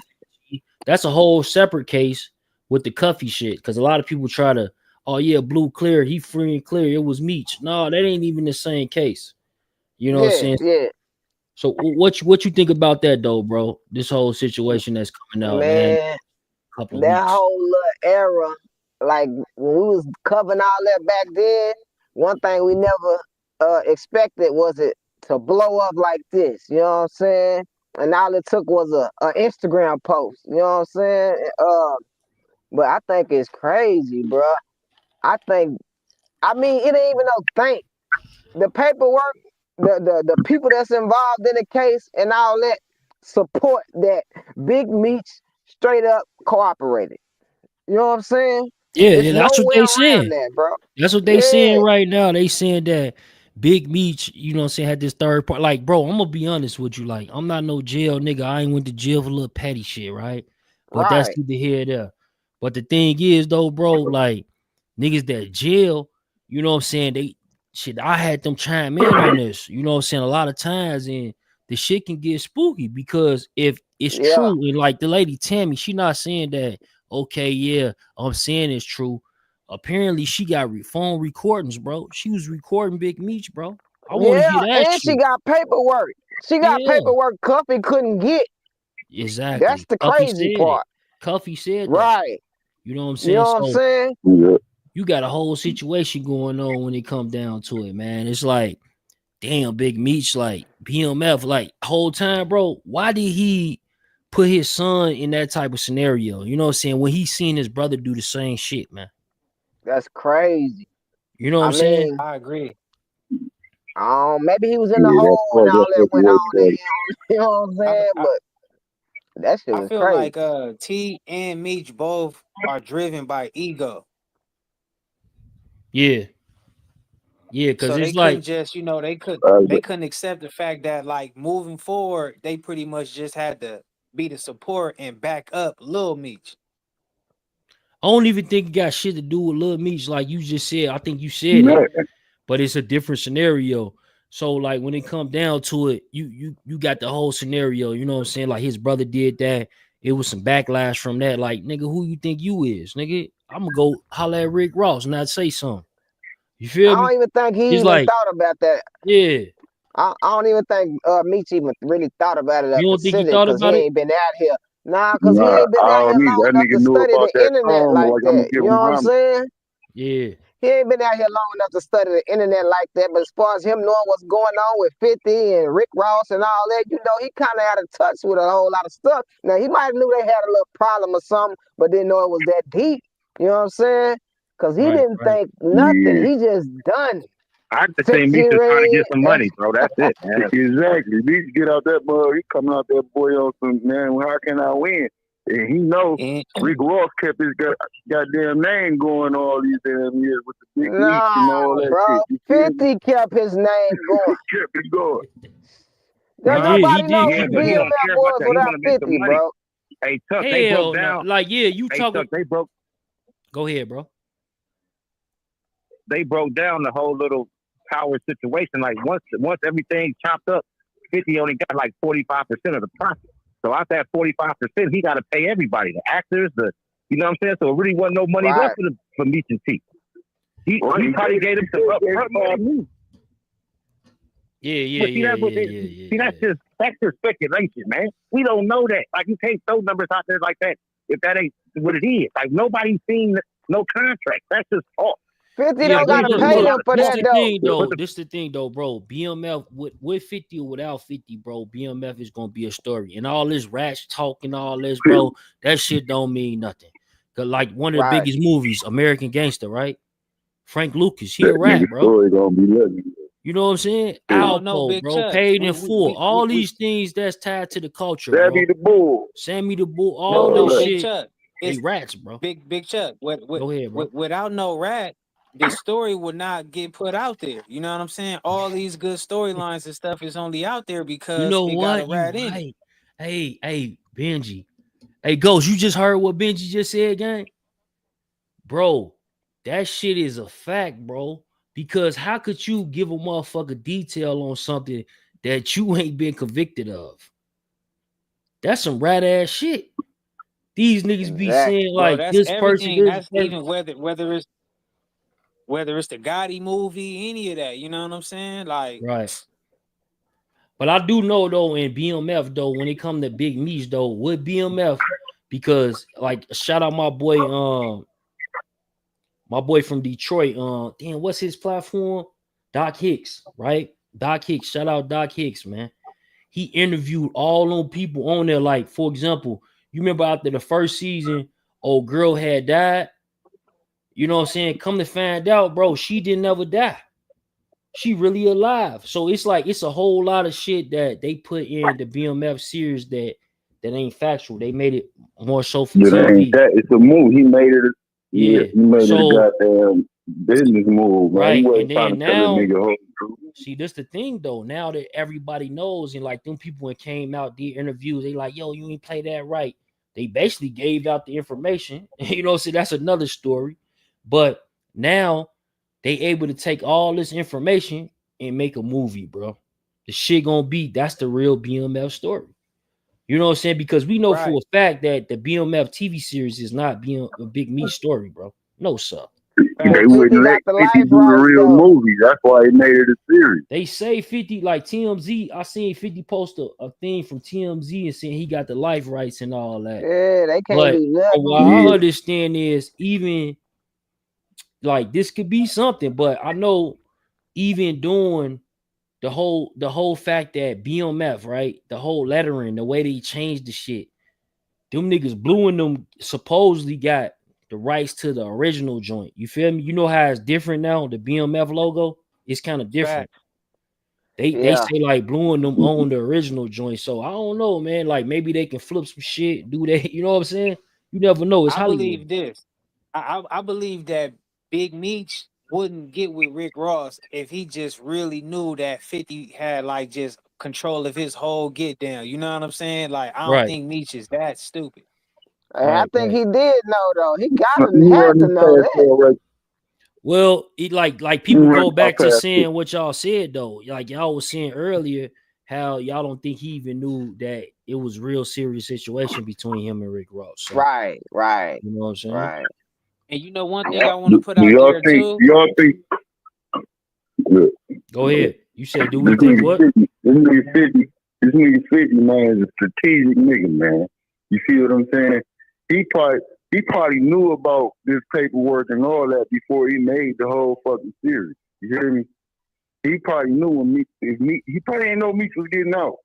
Right. But he said if he ever do, you know what I'm saying? If he ever do, and the nigga do anything wrong, he gonna try to cut his water line. That's how he thinks. You feel me? Yeah. Hey, no, he right. You kind of right though, because look, if you go back and look at 50 posts, he made a post a couple of days ago where he was talking to Gene Deal. He was like, Gene Deal, I accept your apology. He was like, nigga, I didn't even know until he posted that picture with Rick Ross, and then that's when Shorty reached out to him. That's what 50 saying. 50 saying he had no idea about that situation until just recently. Yeah, so you know he's strategic, man. He also, man, I'm gonna cut this, and then you go fuck with Ross, and you know Ross ain't rocking. How you do that? You feel me? So see, Ross really played me. Shit crazy. Huh? Ross really played me like seriously, niggas. Yeah, Ross definitely think played about Meech Ross. at the Ross thinking petty too. Ross definitely played Meech as a Ross fucking around make a movie. He got me. He fucking around make a movie with me about him, the real me. Yeah, I do think Ross is being petty, bro. When it comes to that situation too, like both of them is being petty, man. That's some petty ass shit. See, everybody trying to blame 50. Everybody trying to blame 50, but really Ross was the whole instigator behind the whole situation. Period. Yeah. Put the nigga in a t-shirt. Like, come on, like Meech. Meech supposed to be sharper than that though. Like he supposed to do his homework. True. Like, okay, you know what I'm saying? He's supposed to be sharper than that though. Like the boss of who he was before he went to prison, like it's not really adding up to who he is now. You know what I'm saying? What y'all keep saying? Hold on. Niggas keep saying what he was before he went to jail. What was he before he went to jail? The nigga was a dumbass nigga, bro. I mean, nigga put billboards up and basically said 1-800 I sell dope. Yeah, like, no, you right. Y'all act like this nigga was the most smart. You right about that, Ghost. Y'all You act right like he about was the that. smartest, most savvy dope boy in history, my nigga. Like this nigga has some elaborate. No, but he did put it together though, Ghost. We gotta give him that though. He put it together. He put the game on the right way. Hold on, bro. All this nigga wanted was attention, bro. Right. This nigga wanted to be a goddamn celebrity, and he got the celebrity he wanted when he got that goddamn 30-year sentence. Then when he came home, him and his brother fucked up his son bag. That's what them dumbass niggas did. They should have kept them dumbass niggas in jail. Yeah, they definitely came and fucked up the bag. That nigga Ghost be, hey, Ghost, man, come on, Keller Rose shouted, man. Let us know, Ghost. Hey, look, man, fuck all that. Ghost don't be fucking around, boy. Back, man. Take Big Meech and T back, man. Fuck them niggas. Bitch ass niggas, man.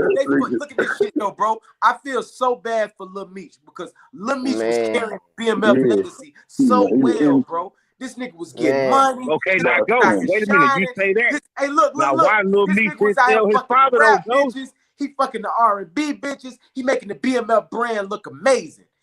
T and Meech come home and within not even a whole year. Hey, go. Before a whole year think, could get here, they fuck up the whole play, bro. It's a shame, bro. Hey, It's a damn you don't shame. think Little Meech should have told his father not to do that? Bro, what you mean, bro? How you gonna tell his father something? He the son, bro. He can't tell his daddy shit. No, I mean, not wrong. Tell him, not they wrong. He can hit him with just like advise him, like Pop. I don't think you should fucking Rick Ross. I'm If you gonna do ask you this. Look at this though, bro.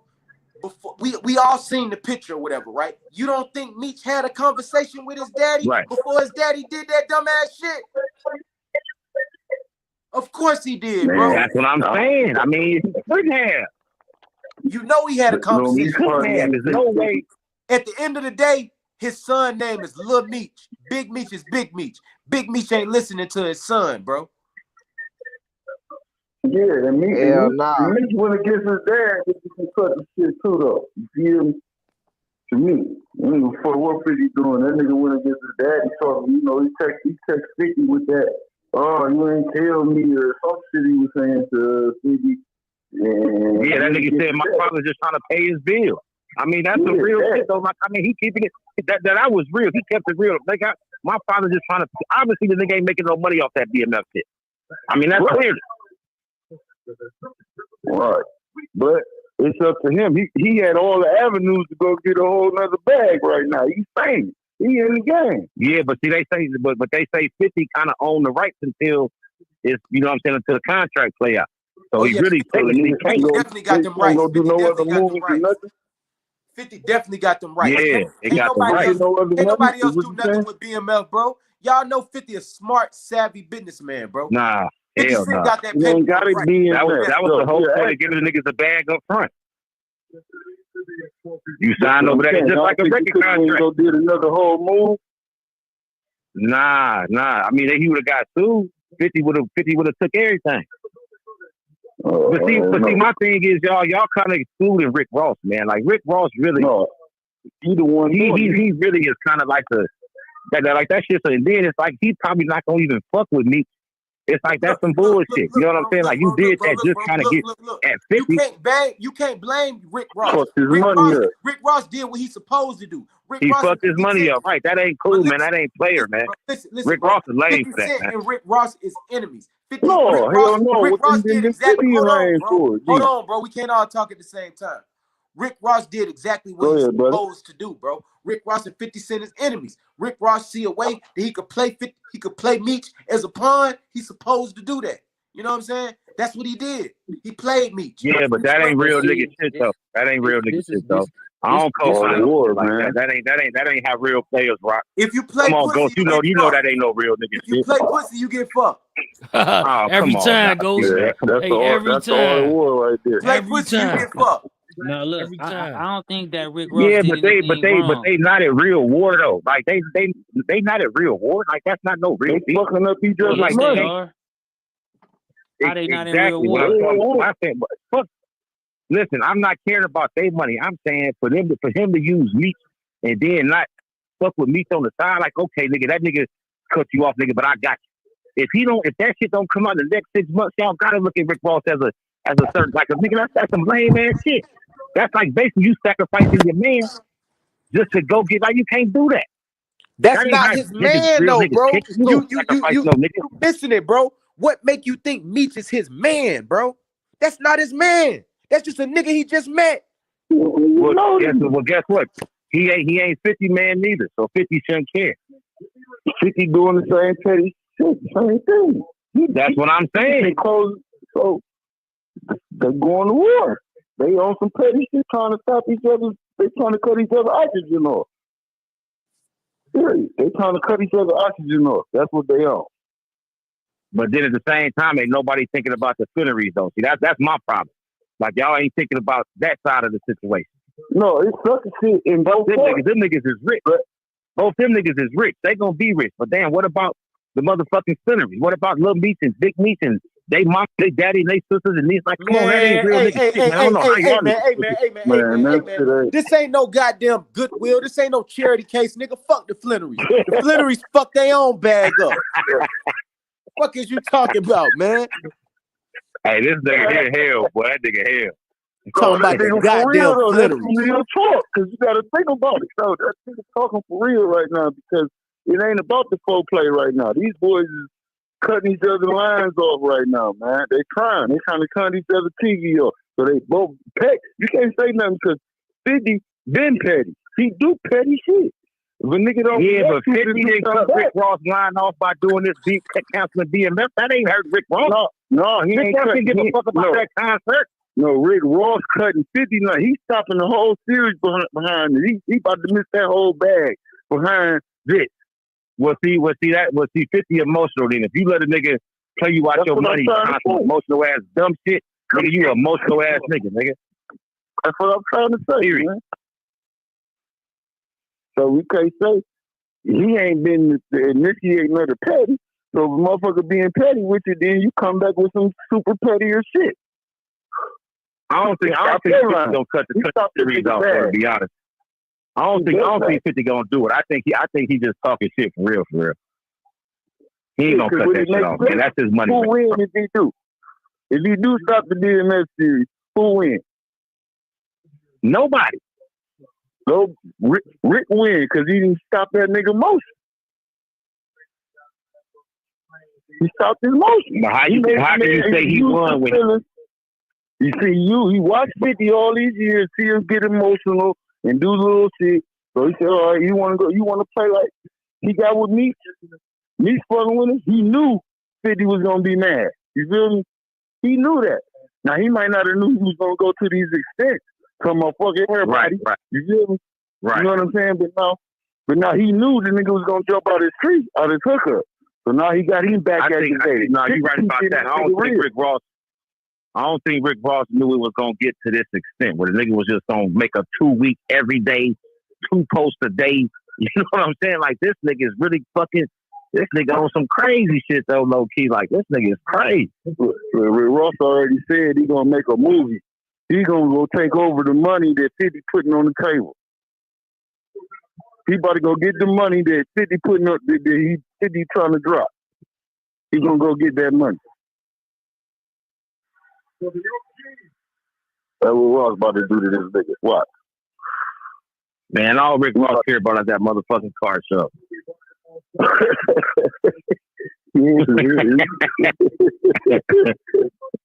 But over there, man, it's a strategic shit going on, man.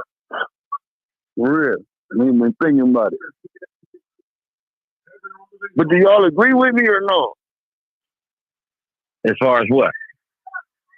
Y'all think the nigga doing it, Big Rick Ross, fuck with Big Meech to make 50 mad. Didn't know what he was gonna do, but he did whatever. No, because Lil Meech dated his daughter. You know what I'm saying? Lil Meech went to prom with his daughter, bro. His family been around like who daughter? Lil Meech, Rick Ross' daughter went to prom with Lil Meech, bro. You didn't know that? Oh wow! But what's that got to? No, he don't know. So look, what that got to do with it? It got to do with this. It got to do with their family been had ties, bro. Like before he even 50 Cent discovered him, he would have known that. But y'all just said Rick Ross ain't Meech's man. See now y'all contradicting yourself. Y'all just said listen. Hold on, I didn't say anything. Listen, let me. No, not you, Cleveland. Not you, Cleveland. But I didn't say anything. But listen, ain't no other niggas. Big Chuck didn't say none of that, right? But what I can say is this: I don't think that he personally knows Rick Ross, not at all. You know what I'm saying? But he know that his daughter, she went to prom with the nigga, bro. She went to prom with his son. You know what I'm saying? And then Meech's mother, listen though, bro. Meech's mother been in tune with. Meech's mother been in tune with his mother, bro. You know what I'm saying? Wow. You didn't know, think about it, bro. I think they're gonna get over. See, now that you saying that, I think they're gonna get over this. So shit, bro. look, they been probably not 50, like probably not 50, bro, because that's some other shit. You know what I'm saying? 50 the way he is, you know what I'm saying? But it is millions of dollars on stake, and that's just a sleight of opinion Because here's the thing, though. Meech do need to do that movie fast, right? And then you got 50 Cent. You know what I'm saying? He probably not even on that movie deal. They don't even want him to be a part of it. You feel me? They don't want 50 But guess movie. what, though? 50 like, God damn it, I should be a part of it. But I guess what, though? I hold everything up. Say less. You know what I'm saying? You should have kept the relationship with Tammy and me, nigga. But say less. Yep. Yep. You're right. They told you wrong. That's Them big executives told you wrong. How you was gonna move forward with this and move forward with that. They told you wrong, nigga. Now this shit gonna be tied up for 2-3 years, like, or maybe even 5. But what I'm saying is, Big Meech shit need to come out soon. You know what I'm saying? For sure. Yeah, no, that's a fact. Because all people gonna do is just keep coming at his legacy during this whole time frame before you even get a movie. You feel me? Then this shit gonna get watered down like Alpo. Do y'all think bro actions tell you something about the snitching stuff? Because if you was me, you would come on, we claim your shit. You wouldn't be even on these tales like that, right? Nah, he gotta play it legal. Like, but you mean reclaiming shit, like going back to the no. What I mean is, look, that's him. That's his whole shit. BMF is him. So if he can go to the same people that 50 and Rick Ross want to talk to about making a movie about him, he could pull up on.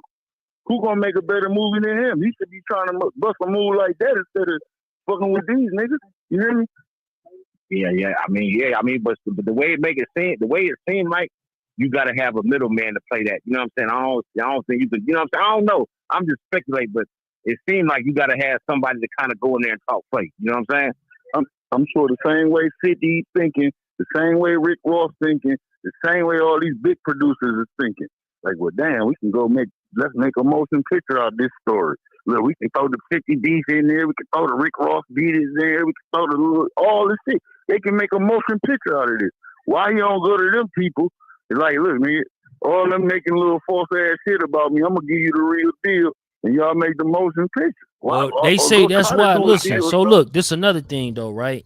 Big Meech, right? Allegedly, but they say the reason that Big Meech can't really speak on certain shit because he got a whole contract with Oprah and her new podcast. You know what I'm saying? He got shit apparently over 7 figures, bro, to do the shit. So I heard you mentioned that the other day. His life story is that.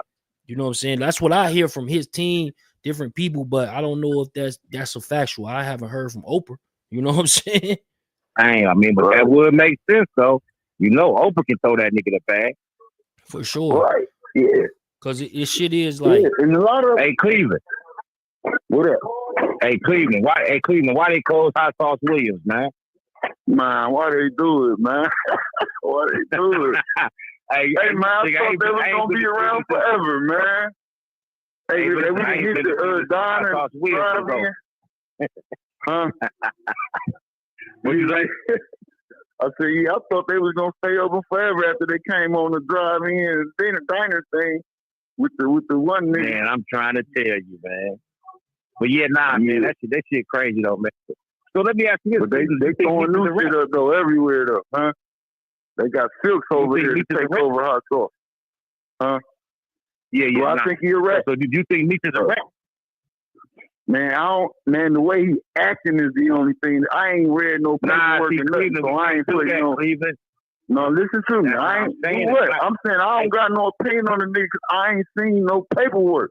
I don't know. I'm listening to everybody say they seen this, say that, seen this, do that, all that.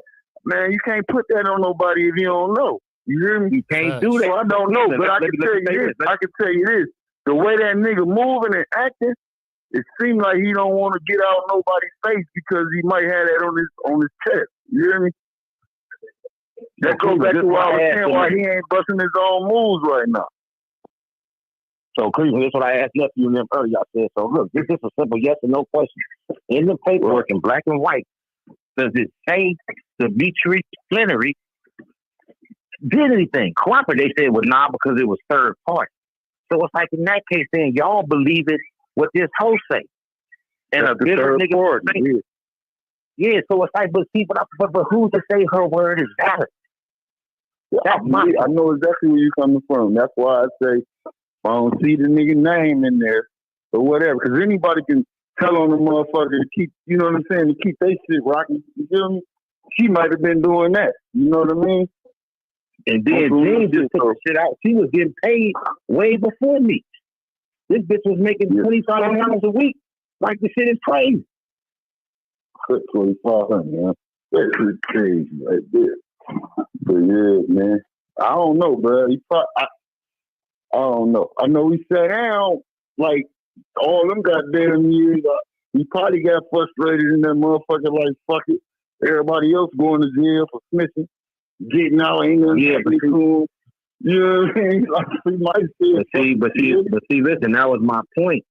Because, like, see, what they accusing him of doing is what, I mean, you know, not exactly good. Rachel did the same thing, started cutting on niggas from the Fed. You know what I'm saying? But they got, you know, he got his paperwork on it. It ain't no denying it. Yeah. Terrence Gangster Williams, ain't no denying it.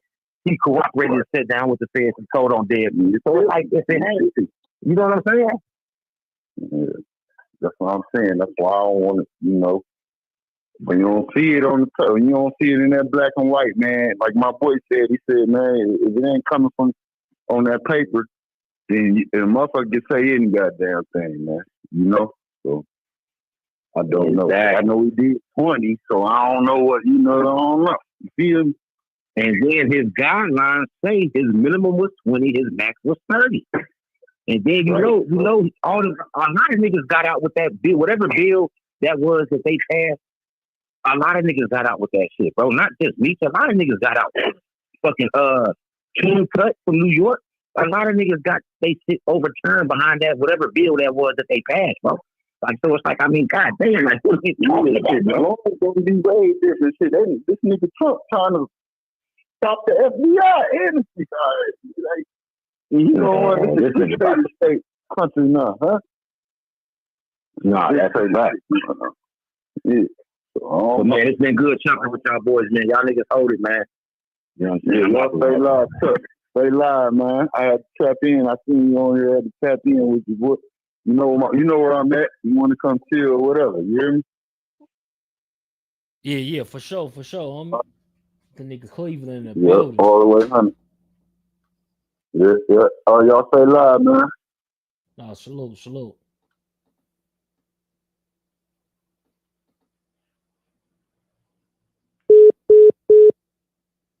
Man, we got the call in open, man. Y'all call in, gang.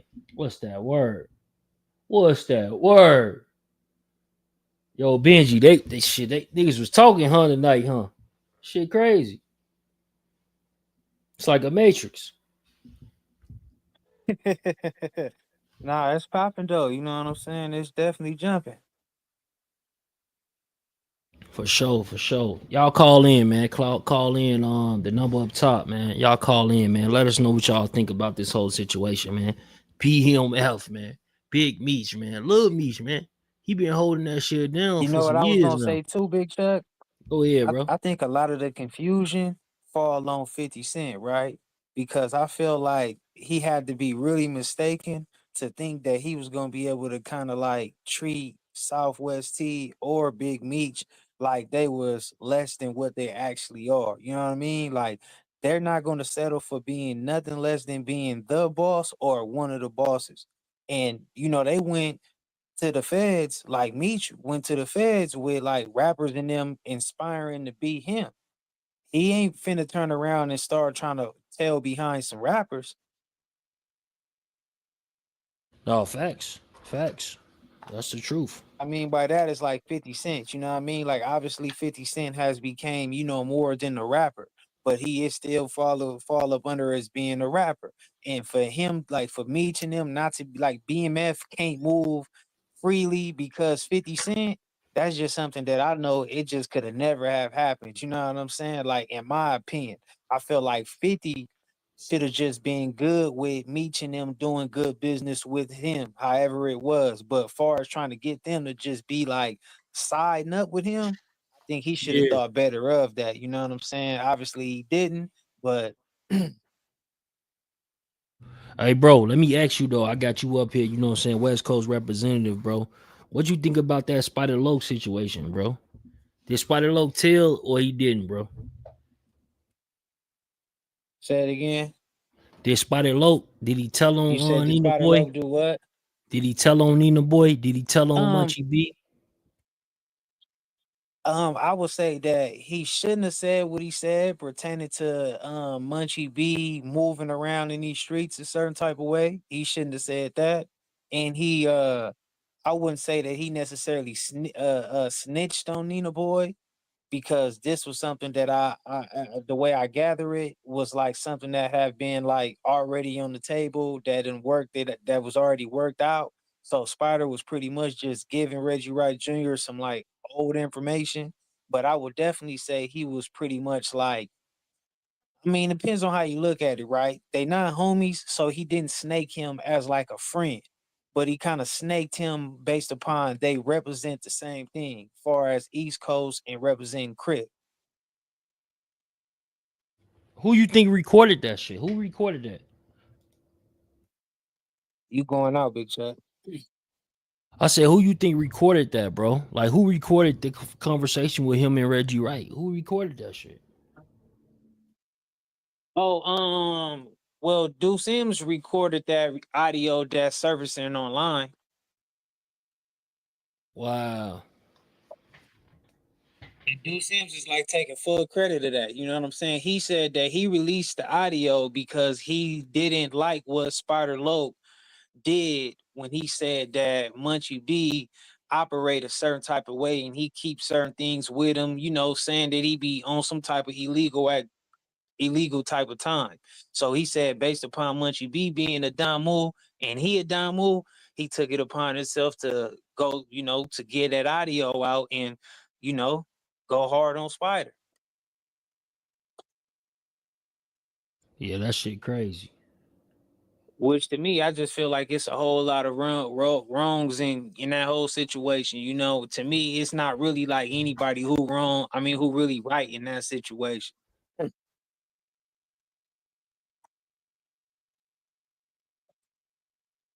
Yeah, but they saying what they saying about Spider Loc, bro. It's like him versus Munchie right now. Now, let me ask you a question, Big Chuck, right? What do you think in this YouTube space? What is the future for Spider Loc? Spider Loc shit dead now. It's over with because he was already having a downhill, and then now this information come out. People go perception is a motherfucker. You know what I'm saying? So, me personally, I don't think he did no rat shit. He might have talked too much. You know what I'm saying? But that ain't my Unknown call. caller. That ain't my call, bro. To accept, press 1. To send.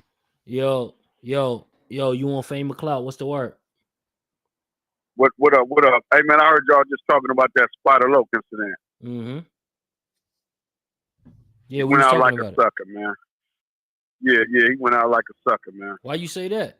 I believe, man, because you got to think about it. Even though it was some old business, it was old hood business. Not one cop knew about whatever the situation was. So for him to go to Reggie Wright and listen to what he said specifically, you got some dirt on Nina Boy. Yeah, I got something for you. Come on, dog. It ain't no statute of limitation on rape. So if the power that be is paying attention to that shit and decide to pursue if it's real or false, Nina Boy fucked. Yeah. This shit gets bigger. It gets bigger. And at the same time, on some street level shit. All right? Spider's supposed to be this gangster. He's supposed to be this real one. So you don't do no shit like that, homeboy. You don't cross your homeboy. It don't matter if y'all not from the same section with the same group. You don't cross your homeboy like that. Period, point blank. It Hold don't on real happen. quick, bro. Hold on one You feel what I'm saying? Hold on 1 second, Brody. Call from. Peace. Yo, you on fame or clout? What's the word? Yo, y'all still talking about? You said we still talking about what, bro? Yeah. What'd you say? You said we still talking Oh, I about what? thought y'all was still live on that 50 joint. Yeah, we is. Yeah, man. Meech know what he did was fucked up, son. What'd he do? Yeah, you know what I'm saying, on that third party shit. 50 playing petty. 50 playing petty. No, for sure. Nah, man. We was on that. He's some real shit, He was man. talking He helped that about. little nigga out, man. He was talking about the spot and low shit, bro. Yeah, that shit wild, man. I can't believe that nigga did that shit. Did all the time and read it out, bro. Meech? Yeah, man. Man, but Meech ain't did, man. If you start really reading into the shit, dog, now I'm gonna tell you like this: the only thing the female ain't said that would make perfect sense for all of us, she needs to say, Meech never knew nothing about it because I knew he wouldn't agree with it. Which is the actual truth. Now if she say that, that'll clear up everything. She needs to say that. That'll clear up everything. It's simple. Motherfuckers is playing these wordplay games and she, shuffling and all this bullshit. She needs to just say that and it's over with from right there. Because it's obviously, to be honest with you, I can't say what Meech knew and what he didn't know because I wasn't there. But I can guarantee the day she first said, if I do this, can you do this for me? Meech didn't know nothing about it. Now, if he got wind of it close to when he was getting out, I don't know. But the motherfucking ball was already rolling. And y'all got to look at another thing. Meech got pardoned. That had something to do with Trump, too. So really, what she probably was trying to do with the feds didn't even get all the way approved. No, Meech didn't get pardoned. Southwest T got pardoned. Oh, he didn't get the pardon? No, Southwest T got I thought he got the pardon. No, Meech didn't get a pardon. He got the pardon. Southwest T got a pardon. Oh, I'm gonna have to look at that. Yeah, Southwest T the one that got the pardon. Well, his pardon was different. He got the COVID kick out. If you go back, Southwest T got the COVID kick out.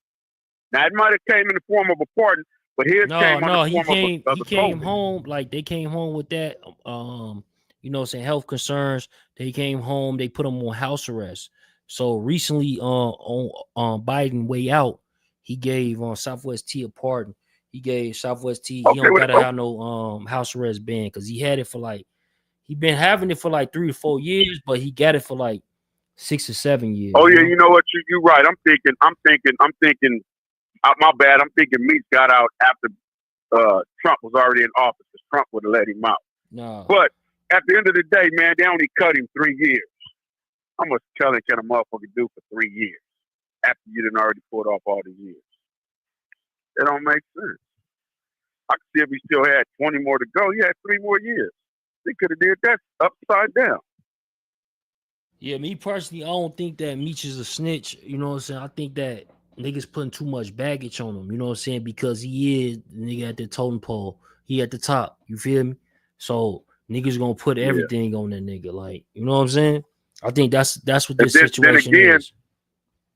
Then again, it's the content game. It's big content. Absolutely. Chuck, you know who this is you talking to, man? Who this? I ain't been on Clubhouse in a minute. This Rambo. Oh, Rambo, salute, homie. Salute. Yeah, but yeah, man, that's how that shit go though, Rambo. You I don't know, bro. I just look at it damn. So now they cancel all them concerts, right? He had the main concert. Yeah. They had some more that was gonna come after that, from what I hear. And then they cancel it. And then Rick Ross, shit. They just in the cut. We got the shit up here a few minutes ago where 42 Doug, he was basically saying, he's staying behind Detroit at the real Big Meech. We running up on Miami. So it is niggas that still fucking with Meech, bro. So what was the reasoning for who canceled the concert and what was the reasoning for it? I don't know why they would cancel it, to be honest with you. I don't know why would they cancel that shit? I don't know. But it's safe for unseen circumstances. You know what I'm saying? So it could be a death, it could be, you know what I'm saying, something tragic, I'm assuming. When you use that phrase. Something behind the scenes, But Ralo, he came out and we was talking about this at the beginning of this live, but Ralo came out and Spider Loc need to get off the internet. Spider Loc? Yeah, Spider Loc it's over with for Spider Loc, man. He done. Spider Loc fucked up, y'all. He should have never did what he did. And he man. dry snitched. Chuck. Yeah. Chuck, it was all dry snitching. He for sure dry snitch, bro. But the thing is like Spider Loc, he see it differently. You know what I'm saying? Like I heard him and Munchie up there one time. A motherfucker was talking about it was a teenager, like 17 or something. He got accused for murder. You know what I'm saying? And then they were like, it wasn't him. They don't even match the clothing. So that person went on Facebook and searched through these different people who were part of that gang profile to find a nigga who had that outfit on that day, right? And then they turned it into the DA. Bro, these niggas, bro, they weird out here, bro. This shit is strange. Hold on, bro. Hold on. Pontiac. Yo, what's the word? From Richie Rich. Yo, we got Pontiac in the building. Yo, Pontiac, what's the word, homie? Pontiac, we got Pontiac, Michigan in the building. Yo. Hey, what's going on? What's the word? It's Richie Rich, man. 313. Yo, Richie Rich, what's the word? Hey, homie? man. Yeah, hey, man. I just want to say, man, Meech really just guilty of not being loyal, man. That's basically what it comes down to. You got to look at it from 50's point of view, man. Like, he could have put his own son on. Him and his own son ain't even got a good relationship.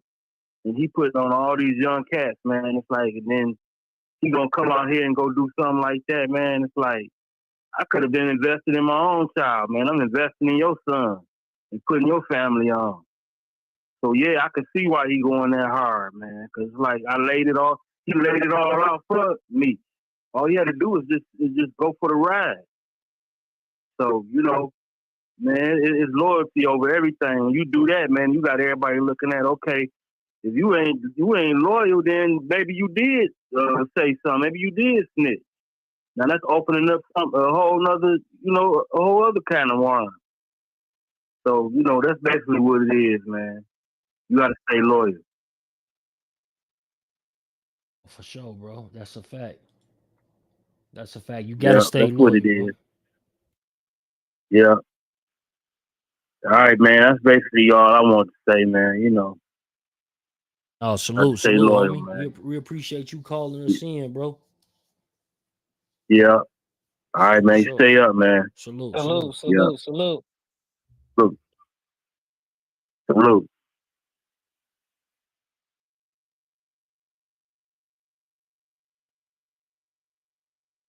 Yeah, it just seemed like it's a whole lot of like friendships just tarnishing right in front of our eyes recently, bro. Yeah, no, that shit getting different, bro. Like, you know what I mean? We got all this, just Big Meech, 50 Cent issue. We got this Spider Loc Munchie B issue, which also rolls into like the Nina Boy and Spider Loc issue. I mean, it's just some issues on issues recently.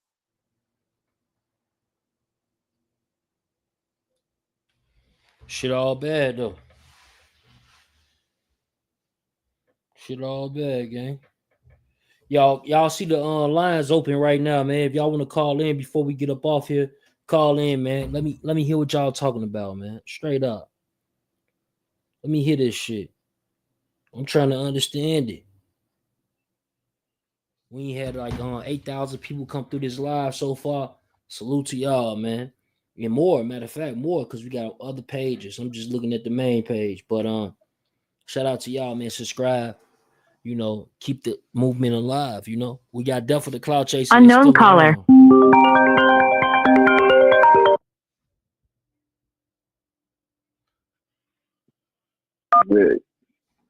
Yo, what's the word? What's the word? Fame McCloud, bro. What's the word, homie? You live and direct. Hey, can y'all hear me? We can hear you loud and clear. Yo, we can hear you loud and clear. What's up with it, homie? Yeah, man, it's a. I'm letting the brother talk.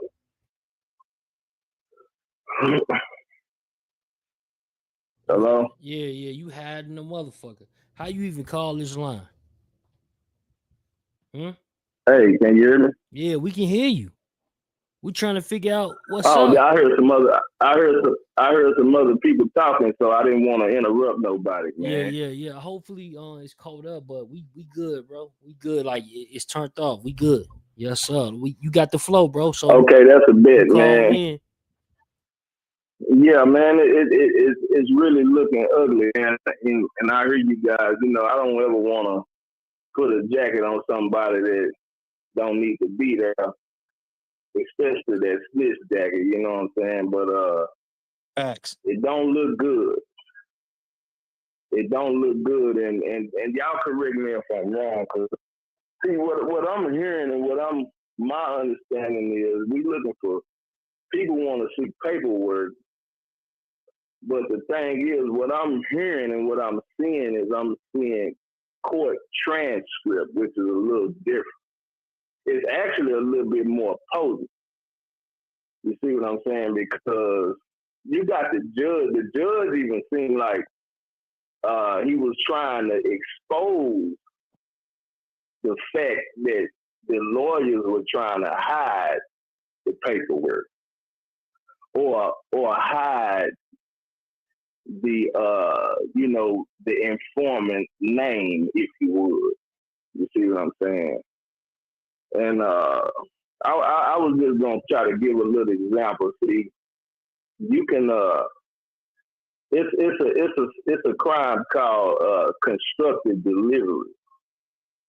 Like if say for instance you somebody want to buy something and you tell them where it is, and the narcotics officer either go by or they send a CI to go by from wherever you said it was, then the person who gave the information, by the law term, is just as guilty when the deal is done.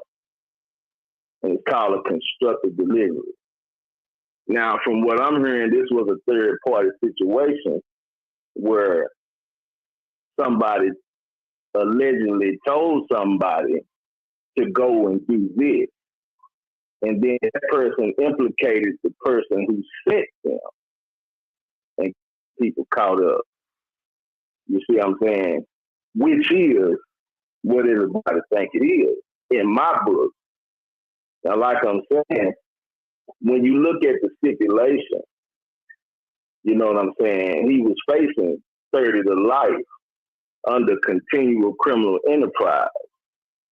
You see what I'm saying? But according to what they said the deal was, he received a downward departure. And based upon the federal law, you don't get no type of deal like that only under certain circumstances. And those circumstances are few, far, and in between. Very few, far, and in between, meaning you got to at least either cooperate or there's something that's going on with you or they feel sorry or something, because the feds don't do deals like that. Now, I'm going to tell you, I ain't never been to the feds, but I know people that have been there, and I understand judicial law. It's not really that much different from the state. It's just the feds are a little bit more aggressive, a whole lot more aggressive. So this is where I'm going, and I want to kind of talk about this little 50 situation too. But it said that he received a downward departure, and his before that the minimum was 30 and the maximum was life. You see what I'm saying? But based upon the alleged deal, they knocked off life and made his minimum 20 years and his maximum 30. And then his attorney said or told him that when we go in here, we're going to get you 20. and it's all in the court transcript as he's communicating with the judge when the judge was simply trying to understand and highlight if he understood the terms of the so-called plea agreement. Now, somebody correct me if I'm wrong, if I'm headed in the right direction. Hello? Hey, Yeah, I'm listening, bro. Chime in on that. Okay. Go ahead, bro. I'm listening. Go ahead.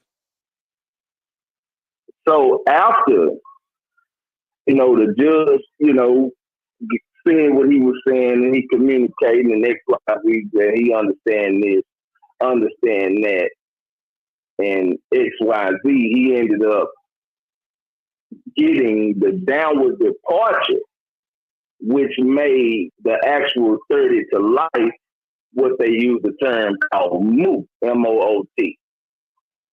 It's really just ballpark that and field goal, home run, that shit up out the park. We ain't even dealing with that no more. Based upon the plea agreement, right? So he ends up getting a 20-year sentence based upon the cooperation. Now, this female, they say that she got court transcripts and documentation stating that old boy knew what was going on and that she did all that on his behalf in order to get him this plea agreement. So, reason I'm saying it don't look good, it look real ugly. You see what I'm saying? And the reason it looks ugly is based upon the federal stipulation to where being the head of a continued criminal enterprise, the feds don't make deals. And you either go on to trial and get exonerated,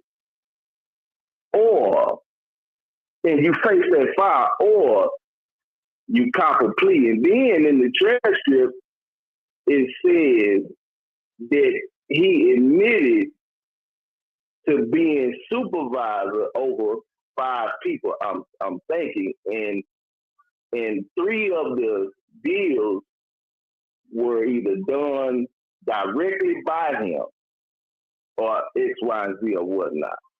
Now, I heard y'all talking about Southwest T. I'm thinking, I'm remembering this is his brother, and he told these guys, or a few people in the organization, he convinced them to take a plea.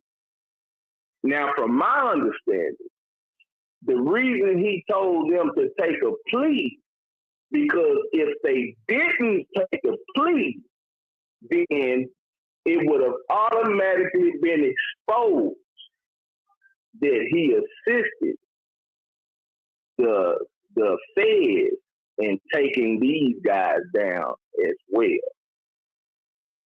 You see what I'm saying? So it don't look good at all because of what he got based upon the federal stipulation of a continuing criminal enterprise charge, which was the RICO. You know what I'm saying? And like I said before, I'm not the type of, I'm not gonna put no jacket on nobody. It really ain't none of my business. You was in federal prison? No, I ain't never been to the Fed. Okay. What I'm saying is, it's not hard to understand. I've been to the state twice, and I just gave an example of a way to catch a crime or to be charged with a crime and not even be the person who actually committed the crime. Conspiracy. You see what I'm saying? Yeah. And for Cuffy to have fallen victim to this circumstance, and then highlighted that it wasn't the first time. It's allegedly that he sent the essay at him first. But he peeped the essay, fudging and shit, and he says, "Man, you know where nigga rubbed me wrong, man." So he didn't fuck with it. You understand me? But then somebody that I'm under the impression that he knew a little bit about, which was the female, he was a little bit more comfortable with her based upon his relationship with the guy in question. You see what I'm saying? So they did whatever they did, you understand me? And then that affected his deal. You see, so when you start looking for paperwork, these guys is looking for paperwork that people come in, but the way the lawyers and the attorneys have gotten smart, because what I don't know if I'm listening to one of y'all pages or whatever. They said that the lawyers are getting very crafty in how they hide informants. You see what I'm saying? Yeah. And they created ways to encourage more top-notch guys. Snitching. Go ahead, my brother. Yeah, they definitely encourage it. You know what I'm saying? It ain't even a conspiracy at this point. It's like you can look it up. You know what I'm saying? How much do they pay for these states to be a federal informant? You're going to talk upwards of $100,000 a year. That's what's going on, bro. So niggas that's in the streets, that shit dead. The only niggas that's selling product and moving shit and staying out the way is the niggas that's working for the police. You know what I'm saying? Exactly.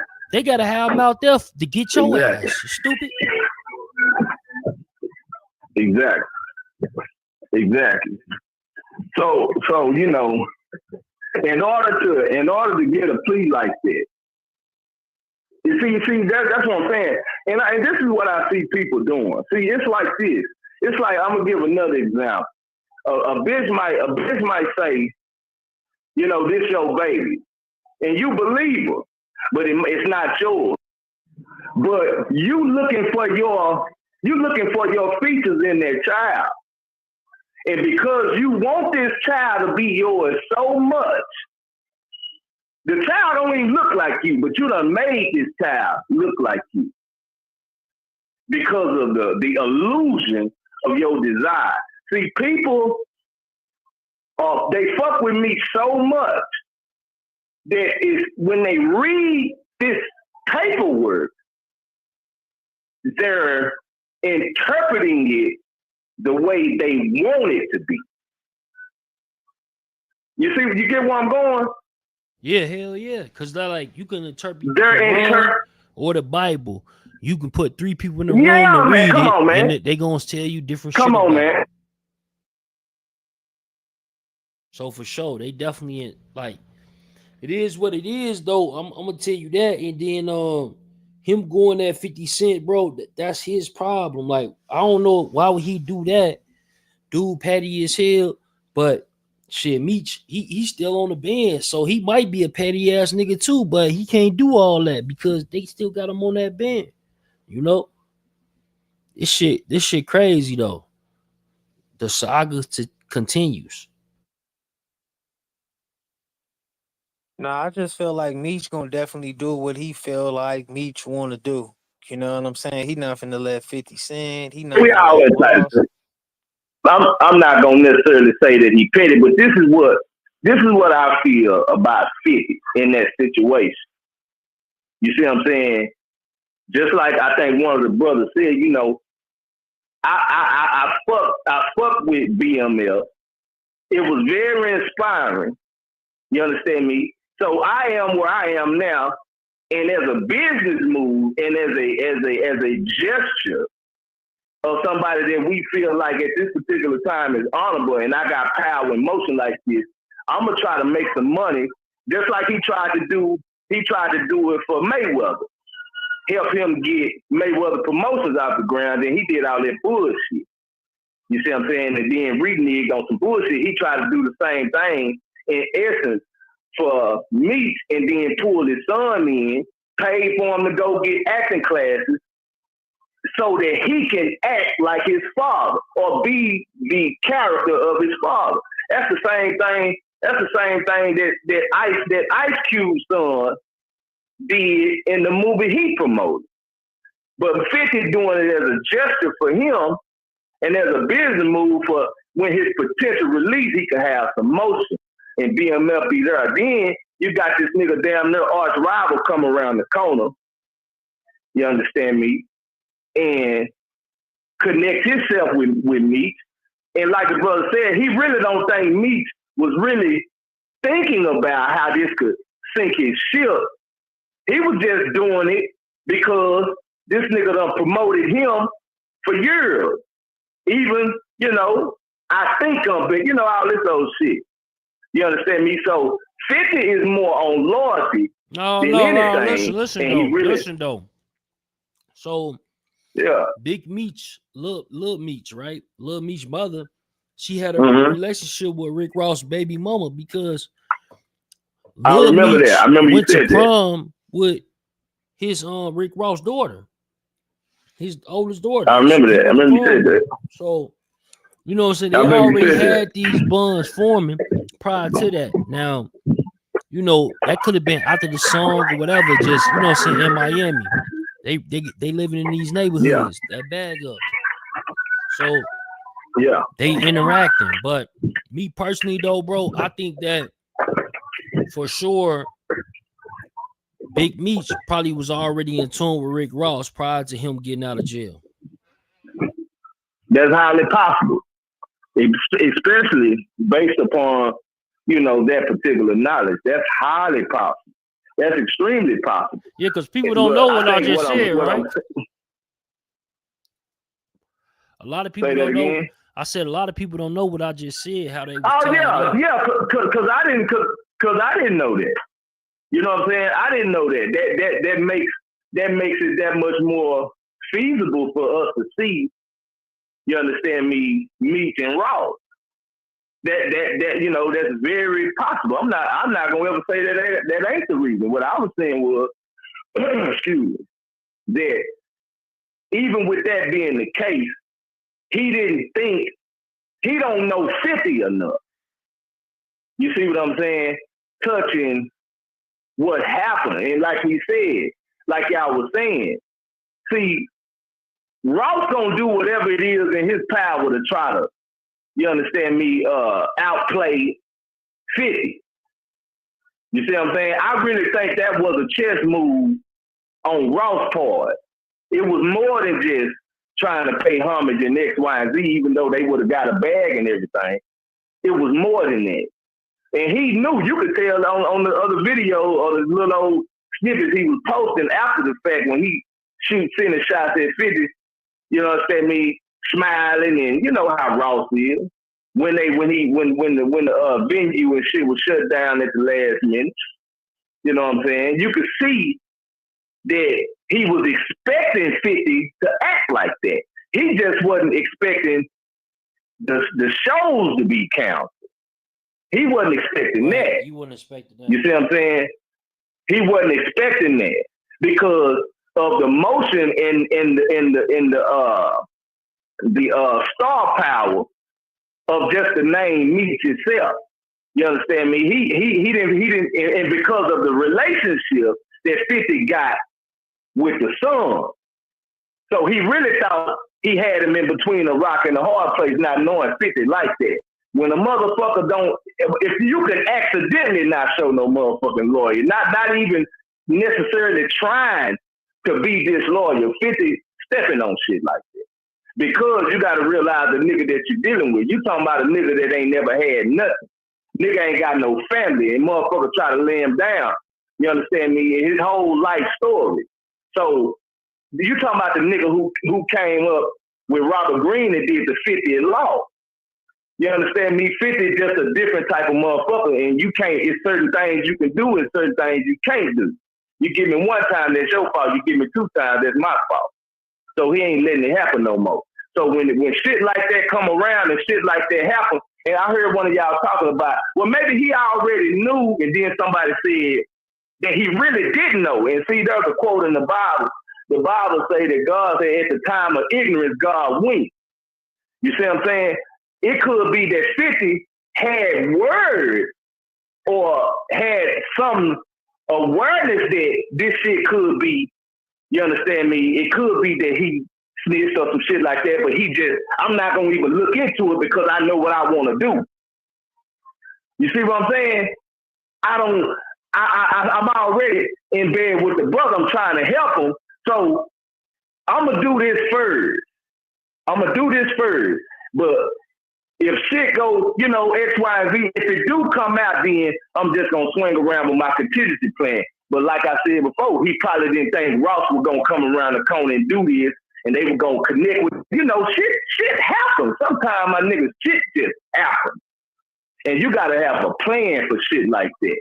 You know what I'm saying? And 50's plan was, it was a reaction from an action. Oh, okay. You even though you didn't know, I don't even give a fuck if you don't know. You can't go into the court of law and say I didn't know that was a crime. Ignorance is of no consequence. Your ass going to jail. You understand me? So, 50 just stepped on that shit. Now, if you want to say it was petty, you can say it's petty. But when a motherfucker standing on business like on the level that 50 is, a lot of times with that type of, you got to stand on business. When a motherfucker, bro, you said you read the 50th law. You said you read that shit. So that nigga 50, he on a different level, man. And the same nigga that wrote the 48 laws of power, like you said, Robert Greene, it's different. Yeah, if you goddamn right, if you got Robert Greene to connect to your level of thought, and he looking at you as if, and y'all done came together because Robert Greene said in order to do the 50th law, he had to fuck with 50 for a while. He had to really learn who he was dealing with. And if you thought 50 was a fool, you would have never read or had it would have never happened, no 50th law, man. So 50 is really a different type of nigga, man, on the level of knowledge, divine wisdom and understanding, man. So a lot of people not gonna understand why 50 did what he did. There's a small undertone to it that say, hey, I'm lawyer. Then it's highly possible that this nigga is a snitch. You this nigga giving props to the nigga that tried to kill him. The nigga say, I'm from Southside Jamaica, Queens. I don't like Cream. I don't fuck with Cream and them. But he ain't never told on nobody. He ain't never ratted on nobody. You see what I'm saying? Yeah. You talking about a different kind of, a different breed, bro. You know what I'm saying? So, and then you got the son. The son, he in between. He really in between this shit. He's like, damn. He loved his daddy. He loved him. He like, but goddamn, daddy. I didn't, he not fucked up with him.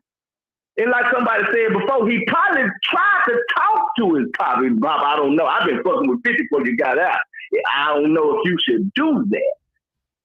Because, let's go back. You said 50 the young nigga was with Ross, what, daughter? 50 didn't really bite down on that. It was different.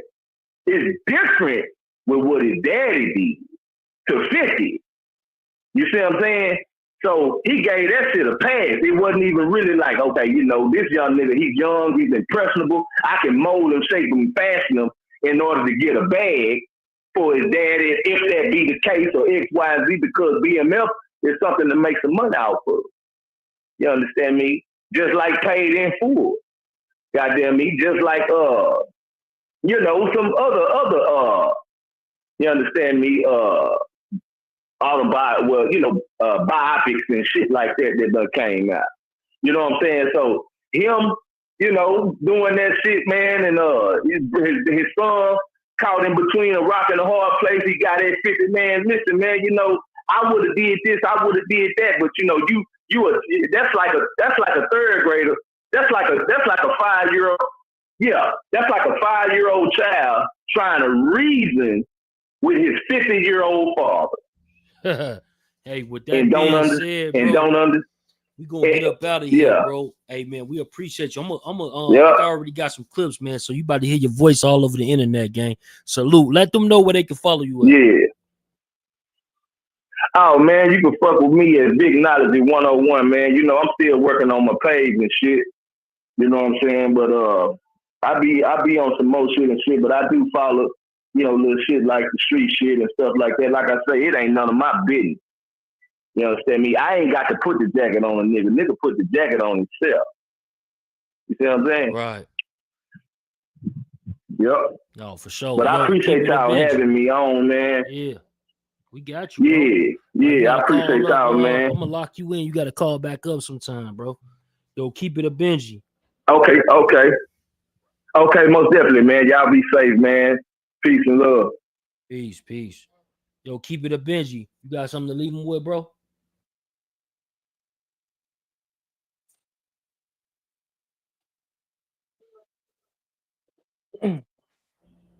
Yeah, man, you know, shout out to everybody who tuned in. Shout out to everybody who called in. Shout out to everybody who was you know, jumped in the chat. Shout out to Big Chuck. Shout out to Keep It a Benji, man. Y'all go follow Keep It a Benji, man, on all social media platforms, man. Salute, man. We definitely had this conversation tonight. You know what? And shout out to Dollars and Dreams, bro. I barely just got a chance to see you in the chat, bro. Shout out to you, bro. Got you. Dollars and Dreams, man. But we catch another one on the next one, Big Chuck. For sure, bro. Salute. Peace and blessings. Likewise.